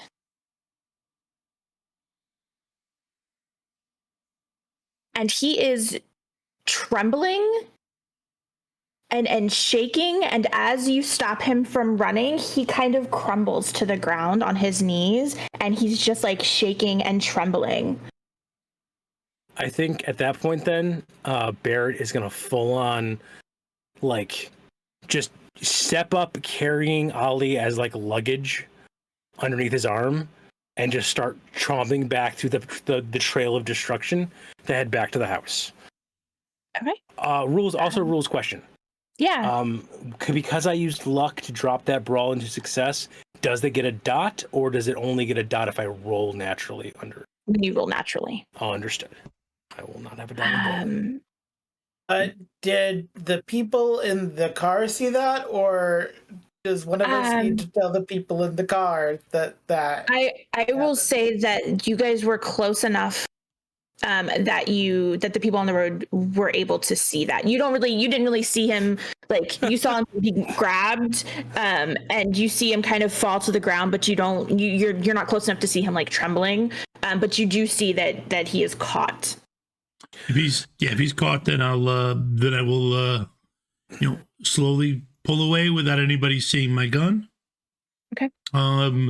Because I really wasn't looking forward to aiming a gun in the direction of the children either. These kids are going to have nightmares. They already have nightmares. They survived the Great War. Yeah, but there's the boogeyman story of if you misbehave, the monster man will come through the walls at you. I mean, these kids are going to re-roll doll. It's the same thing, Fair. really, you know? Or ooh, when they finally get Change City Bang Bang, you can be like the child catcher that offers children candy before putting them in the... Good, yes. Okay, so do you guys all make your way back to Ollie's house? Yeah. Yeah. Yes. Okay. We'll head back that way. And I put the kettle on after all the exertion. Okay. Ollie has not stopped shaking. And he's kind of like, when he gets back to the house, he again just kind of crumbles to the ground, and he's just like shaking and trembling. And his whole body is just shaking back and forth. And he looks like he's muttering something, but there's no sound coming out. Barrett puts him into a chair, and you can see, and you guys all everyone has scored enough on psychology tests to realize what happens as he sets the guy in the chair, like he kneels down in front of him. Looks like he's about to say something, and whether Ollie is doing this because of him or just because of what Ollie's doing, but as Ollie flinches away, like there's a resignation that comes over Barrett as he stands up and moves away from the guy. Okay. I'm going to try to sit next to Ollie and talk to him. Okay. What is Abernath doing? So I rolled a read lips, which I didn't think I was going to come anywhere near. I did it just for kicks and yada. But I'm close enough that... What do you think, chat? I'm... How many points on my way? 21. 21. I'll leave it up to chat. Chat, in the next 10 seconds, should I burn enough luck so that I can read his lips? How much luck do you have left? I have enough. It's going to get dicey after that. But I have enough that it's not uncomfortable yet. We have a no. In chat. Well, then fine, then I'm going to continue to make tea, and I'm just not going to... There is also Very a emphatic yes. yes, yeah. Yes, Oh, there's great. also a very excited yes. So we need a based on your tiebreaker. vote, Yes it's a tie and now. no. That doesn't help. That's a yes and a no. That can help. Hold on, we got a moderator. Start a poll. Can we do that? I don't know that we can do that yet. We have to be We're new. affiliated. A full-on democracy democracy on Okay, whether or not we should. I realize it's been a couple years from me. What are you guys missing from being an You affiliate know at what, this point? John? We'll do a tiebreaker this way. Roll a luck. Roll luck and see if you pass the luck. Then you were going to spend the luck to pass, and if you fail your luck roll, then we are going to say no. You're not going to do it, and you're going to save. We're to get affiliate. We're just simply missing streaming time and streams. Oh, nice. Gotcha. Did he pass I that got a luck 45, so I got under. So I guess I'm spending. Nice. Okay, I guess you're spending that luck to read his lips. Can I just say I was not actually expecting anybody to do that? With Buffy. You're Right. welcome. It might have, and it might That's have okay, actually because changed my now. punishment was I had to do math. So My punishment is now I have to figure out what the hell he's saying. It might not be words in English. This is true. Yeah, Cthulhu Fataga. that's okay. I Cthulhu Fataga. have some lore and language skills that I have not vouched for. Fung Tweed, please flop. Tai. God. I knew him. Don't No, eat your own he is- tongue. That's how they get you. He is he's shaking and he's kind of muttering it came alive. It came alive. It came alive. It ate him. It ate all of them. It ate all of them. And it's just that over and over and over again. Oh, Ollie. I will be bringing him a cup of tea and going, stiff upper lip, old chap. Stiff upper lip. Oh my The British God. way. And while I sit next to him and talk to him, Mhm. I'm going to try to essentially, I don't know if it would be better for psychology or psychoanalysis for this to try to help calm him down enough to actually get purposeful conversation out of him. I will let you make that decision, whichever one you would like to roll. Hey, remember that time you saw a bunch of people get killed? And then when you went home, they showed up, and when you ran away, one came tearing through every mortal construct that you put between them. But remember, I don't know what he's saying. No, true. It's not making noise. He just read his lips. So I keep on flashing back to what Olly is experiencing in this whole thing. All right, I'll roll psychology here. Okay. Success! Yes! All right. So what do you say to him to try to calm him down? What's it like to succeed on skill rolls, guys? Like, hey, I'm sorry we had to chase you down. We're just trying to talk to you, just trying to figure out what happened. We don't remember much ourselves. Trying to figure out what you remember.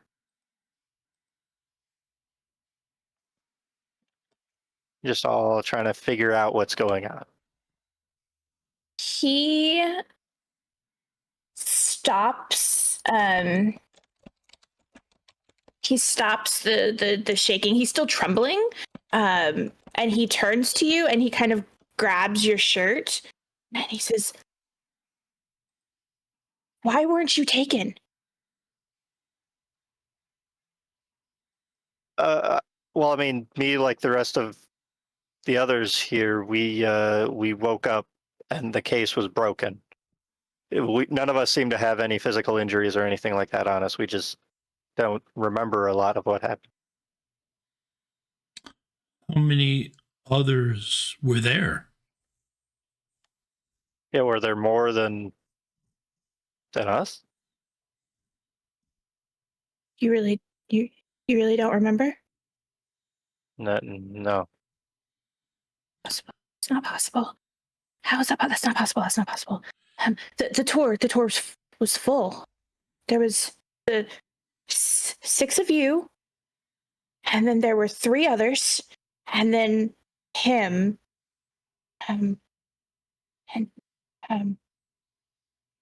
but I don't understand how I'm here. I don't understand how we got out. This has never happened before. It's never come alive before. It's not supposed to come alive. How did it come alive? And he starts to like freak out again. Let's not necessarily worry about that. All we know is that it did. And we're all just trying to figure out what happened so we can decide where to go from there. What is it? Is there a teamwork type situation? Like, I would back him up psychology wise. I would be backing him up. Right, yeah. With like keeping him distracted. I think your psychology is probably better than mine. It is, but I was honestly interested in seeing what your character my character was interested in seeing what your character's chops were. Yeah, that's fair. Yeah, we'll say you can roll it twice, take the lower number, since he's kind of helping calm him down with you. Okay. So I got that one, and you want me to roll again? See if it gets better? Yeah, roll again, see if it gets better. Okay. It does. And it did. Okay, it went from, you rolled a 20 and an 18 under 35. Rolling low pays off.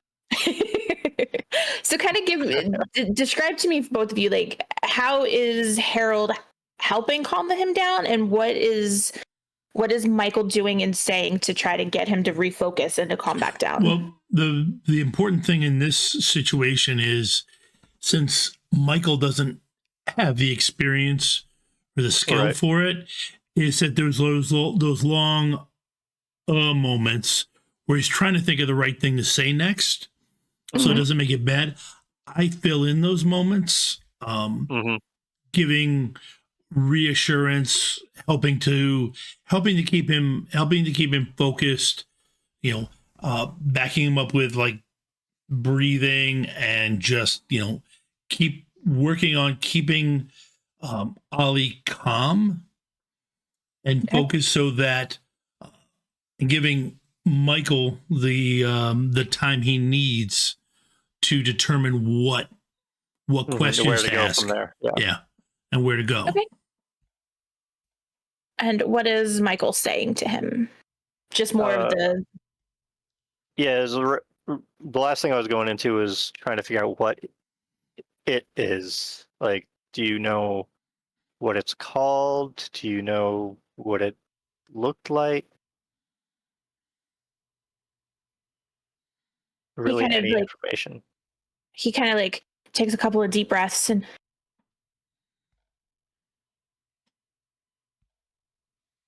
All I know is that the placard on the display case said he who sits on the ivory throne. That's what the title was. So it did have a placard. Yes, they all have placards. I don't know what happened after I left. Okay. But he kind of, it looks like he's trying to like put into words, because you asked what it looked like. It kind of looks like he's trying to put that into words, and he kind of skips over that and says that there were 10. I typically do tours of 10. There was the 6 of you, and then there were 3 other paying patrons, and then there was 1 extra. The tour was going normal, and then we got to that display, and the 6 of you, all of your eyes went strange, and you collapsed as the glass exploded. And you can kind of see he kind of has a little cut on his face where it looks like maybe a piece of glass cut him. It fell unconscious before it came out. Okay.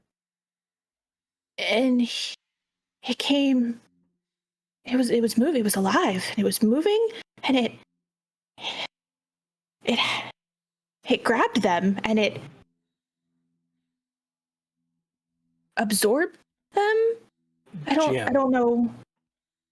Yes. Not to interrupt you while you're doing this, but this needs to happen sequentially in the middle of this. I know he's not verbally able, or at least verbally talking about like what the thing looks like, but Barrett will grab, like rummaging through the house, grab a sheet of paper and a pencil, and just kind of, without even saying anything, as he's like in the middle of talking to it, walk up to him, put the paper down, put the pencil in his hand, and walk away. Okay. Seeing if we can trigger like background, like, you know, the subconscious mind to start drawing something. Okay.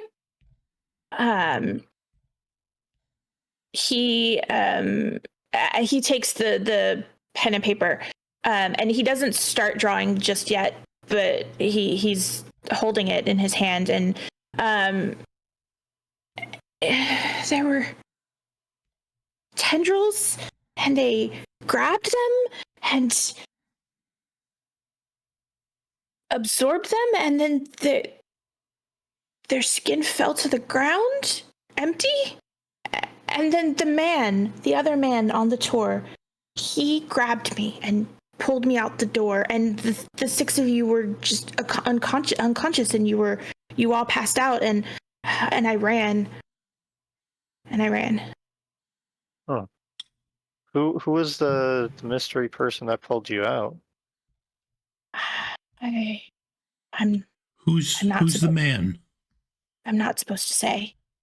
It's okay. I think it's important now that you say it. Yeah, if you know who this is, I mean, it'd be very helpful for us to know so we can figure out where this thing is. Maybe they Does he help have with green our eyes? direction. No, he looks up at you, Barrett. No, he has blue eyes. His name is Theodore. Theodore Parks. He goes by Theo. He's a cop, a detective, a former detective, I think. He's a private investigator now. He's been coming around the museum several times. He's been taking the tour a couple of times. I met him for coffee a couple of times. He's looking for information about Mr. Jones.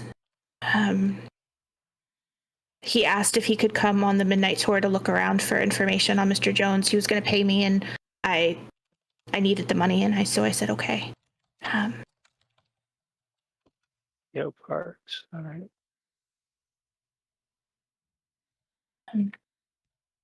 Well, thank you. That really helps us out, so that we have someone else that, because we're all curious into the same thing now. So hopefully we can Go ahead, sorry. talk to Theo and help each other out. I have his card. I can get his card for you if you think that would be important. That would be yes, please. I will say he did say that the three other people were absorbed and their skin fell to the ground. Yes. You did not see that. You actually didn't see any kind of evidence of that. There was no blood. Right. There was no nothing.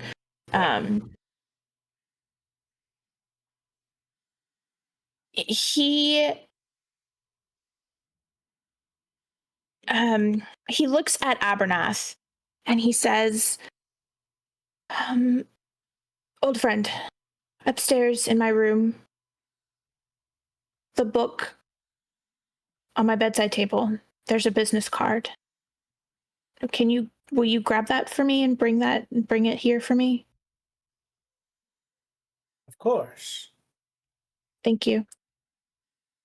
And while he's waiting for Abernath to run upstairs and grab the business card and come back down, he just kind of absently starts drawing. Also, on the paper. jog my memory. Yeah. When we all woke up, we were all equidistant around the case. There wasn't any gaps there. Correct. So if we all went down and exploded, this thing had to step over one of us to go get other people. Correct. Okay.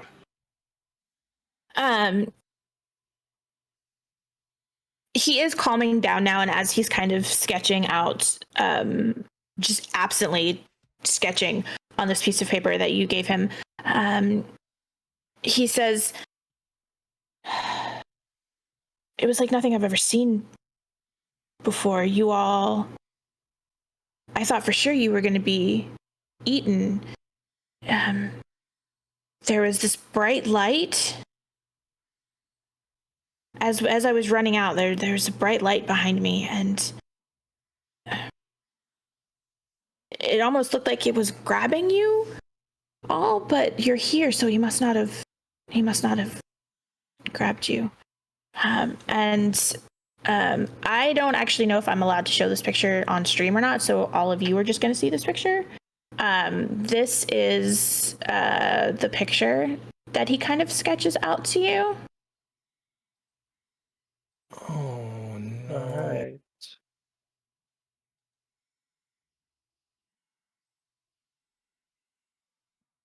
Are there boobies? Is that why you can't show the picture?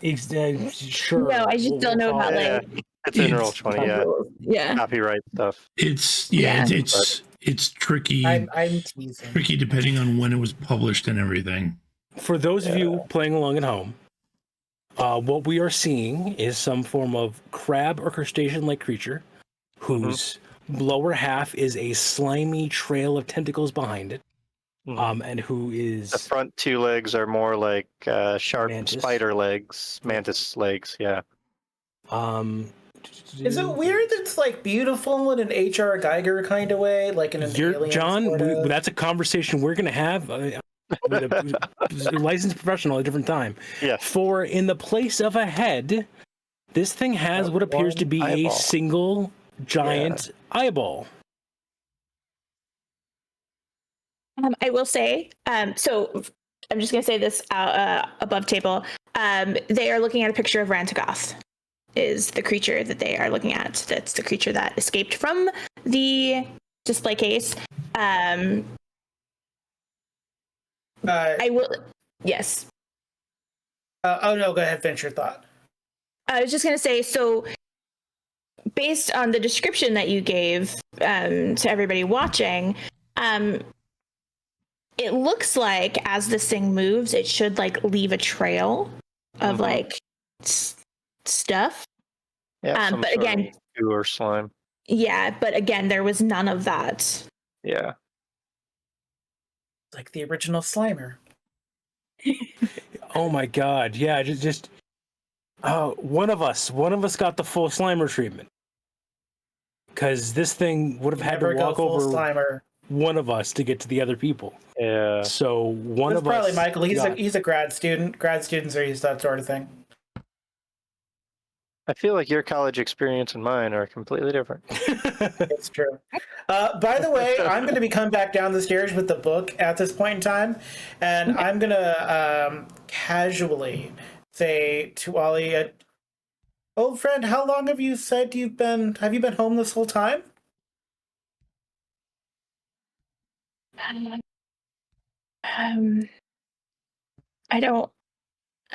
don't know. It's fuzzy. I don't remember. Mr. Parks, he had a car in the back, and he threw me in his car. I'm not sure where he went, though. Have you been to your bedroom since you got home? No, I don't believe so. All right. Well, you may want to still yourself when you see your room again. But I brought the book per request, so here you are. Damn it, John. What? I haven't done anything yet. Your willful ignorance of letting the plot points go forward is an Abernath trait that is just. It's also in Panabon as well. Yes. As you come back downstairs with the book, he takes the book from you and he flips through and pulls out the card. The card says, it's just kind of like a generic business card. It says Theodore Parks, private investigator. It has an address in Croydon.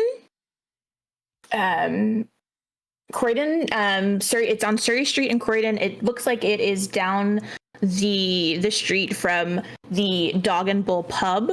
I don't know if anybody is familiar with London or that, but that is a very old, very famous bar or pub. I'm sorry. Here is. So if you're looking at the map that I just posted, that is where you guys are. This is Greenwich, and then Croydon is down here. So that is where his office is. Yeah,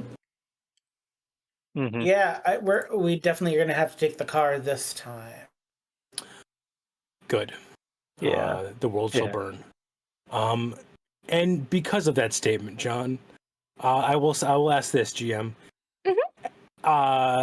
When Abernath mentions, the state of the room, I instinctively look at Abernath's shoes and the stairwell leading back up. Is he trailing anything behind him as he walks down the stairs? No. Okay. Just need to make sure there's no goop. There's no goop. I'm just making sure that Abernath didn't walk into a dead body and a slaughtered blood, and then wander out here and say, said something about that. You would think you would have said something about that, but I can no longer be sure you would have said something about that. I don't think he would have said something about that. Good time. Just to be clear, I don't think he would. Right now. I'm feeling so attacked. I would never. Chat, you believe me, right? I would never. Yeah. Does anybody have any other questions for Olly? Olly? Crap. Did you? I'm trying to think what we actually don't remember why we were looking at this place though yet, do we? Yeah. Nope. Yeah. I mean, I remember why I was looking at this place, but do you remember the secret agendas. meeting all of us before the tour, did we talk to you, mention any reason why we were interested in the tour? Anything like that? He looks at each of you.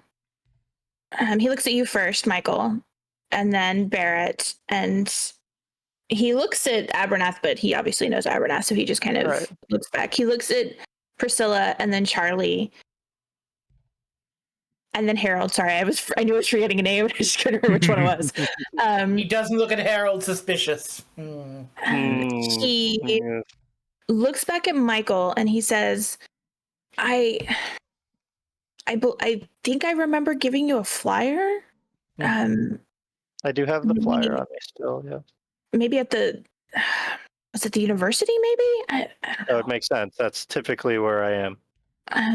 Almost all the time. And then he looks at Priscilla and he says, you were at the university as well. And I gave you a flyer there too, I believe. And she said, well, I was supposed to be attending some lectures, so that makes sense. Sorry, where's your Australian accent? I told you I'm not using one tonight, so you can fuck right It's off. a really long A. It's like a 3-syllable A. It's what it is. Yeah.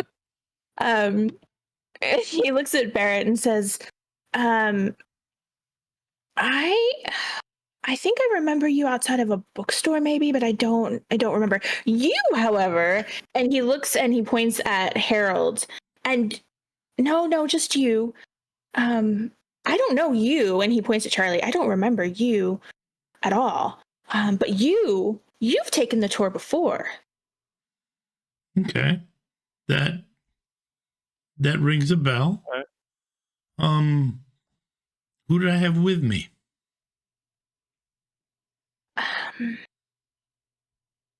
Well, it wasn't her. And he points to Charlie again. It was somebody. It was another woman, a very, very, very attractive woman. But I don't see her here. Not that the two of you aren't lovely. Charlie You is are, like, but it was hey, again. excuse me. Yep, I'm gonna speak up for Charlie. They're like, excuse me. Okay. That jives. This is the type of thing I would want to see. Do you normally just hand out the flyers to whomever you meet, or do you remember being told specifically to hand flyers out to certain people? Oh no, this is. I do these maybe once a month. Just I'm not supposed to.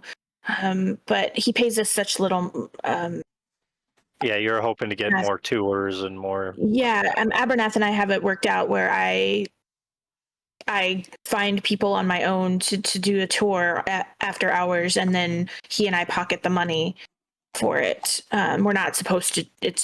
We're not actually supposed to be here after dark, or at least I'm not. But no, nobody told me to hand you the flyers. I just hand them out to whoever seems like they might be interested. Sometimes I leave them in shops. Like there's some weird bookstores that will allow me to leave some flyers there that people can pick up, and the university is another good spot where I can just kind of leave them. Yeah. How often did the exhibits change? The one we were around, how long had that been like that? Oh, a while. I don't actually remember any real changes. Every so often he adds new ones, but I don't remember him changing it around very much at all. Okay. Was the display that was broken out of, was that one of the newer ones, or was that one of the ones that wasn't changed for a bit? That was the original. Okay. Yeah, if you look, if mentally, if you go back and look at the layout of the room, that was the first thing in the room. Everything else was an afterthought. Right. Yeah, that was the original. Kind of around. This was a man who was like, "This is my thing that eats people." Shit, this room's looking kind of sparse. I gotta bring in other distractions for more people to eat people. Yeah, exactly. Yeah. How long have you been working asking the for, obvious Olly? question, and it's killing me. But Abernath is not going to volunteer the question. All right, Tesla, what was the question you asked? Because I talked over you. How long have you been working for him, Ollie? I started about a month after the museum opened, and I've been there since. And then Abernath came maybe a month after I started. When did it open? It opened in. I had this somewhere. Hold on. That was in 19. It opened about 5 years ago. I'm there for a while. The private investigator, he's been coming around for about 9 months, I think. He said something about people were going missing, and the only thing they had in common were that they were coming here, but I don't remember any of the people that he... You wouldn't. Can I give a roll to see if that knocks something loose? Yeah.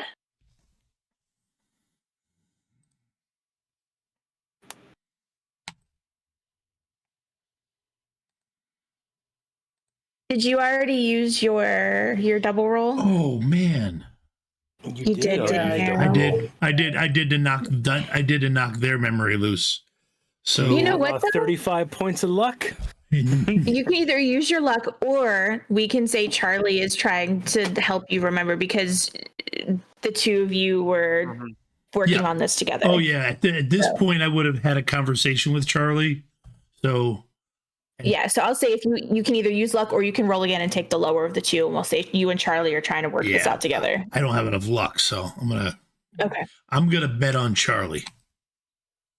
Oh dear, maybe you shouldn't have. Wow. So first he rolled an 85. His target number was 50, and then he rolled a 94. But you know what? I'm gonna try. I'm gonna. Sorry, Katie, for this, but I am gonna try this. Oh, actually, no, I'm not. Because her psychology is really, really low, and I don't think. Would I be able to try to help talk the memory out? I just said Barrett. Yeah, that's hilarious. I have some questions about that. I am marking that dot, damn it. Yeah. This is the only skill I've succeeded Is it because the gargoyles sang to you when you were a child? I mean, yes and no. Yeah. So everybody failed psychology, by the way, except Barrett happens to mention the right thing that jogs a memory. So, okay, I will say this, Barrett, with that success, you can either use that to remember something for yourself, or you can use it to help Harold remember something. I will use it to help Harold, because from what I know of Barrett, this was probably just a drive-by fruiting of just, he ran into it, found a poster, and then showed up. Use the fruit, Ollie! Use the fruit! This was not like a well detailed out plan of, I must infiltrate this place. This place reminds me of something that happened 11 years ago. No, this was Barrett is having trouble finding another ship and is trying to find, had to fill the night somehow, and decided I might as well show up. And it just became the worst coincidence of doom because he showed up here.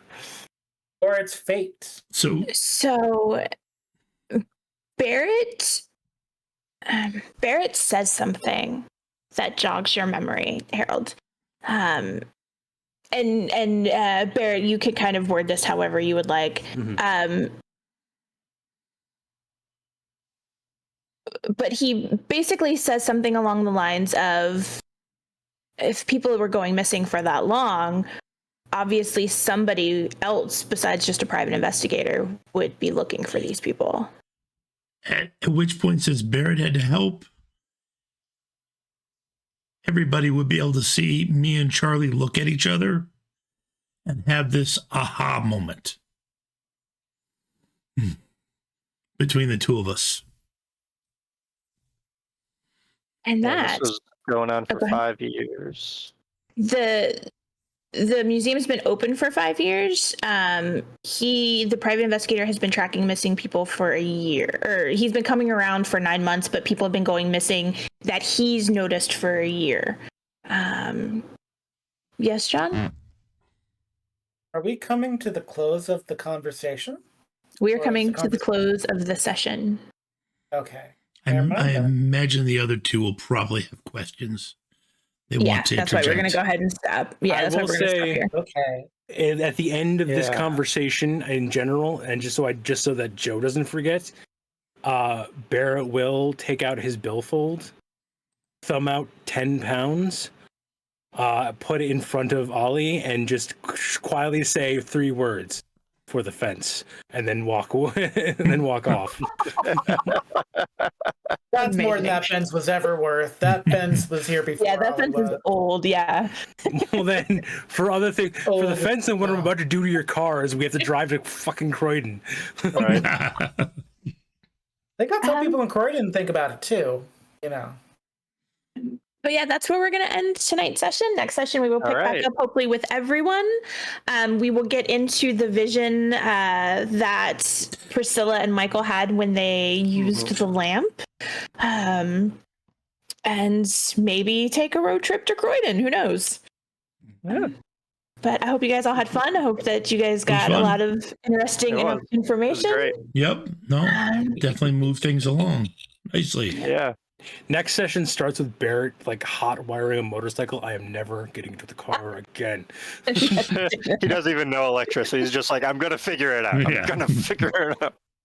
But I hope everybody watching had fun. I hope you guys really enjoyed it. I had a lot of fun going through all of this with you. This was great. Absolutely, always a blast. Oh yeah. I love the Kool-Aid man through the fucking hedges. That helped me out so much. I just love the mental image of Ollie like taking the carrot to jump it, and then like getting like 3 steps past it, and then I just have that I'm just picture of like envisioning, Shaun of the Dead. Yeah, Shaun of the Dead, the backwards fence Yeah. hopping thing, and Yeah. that delightful. Or like Hot Fuzz, where like where he jumps. Come on, it's not that hard, and he just jumps right over, and then Nick Frost comes running through and tries it and just falls through. Beautiful. But yeah, so we are going to go ahead and end here. Thank you guys for playing. Thanks everybody for watching, and we will see you next Sunday. Have a good week, folks. bye Have a everybody. good one.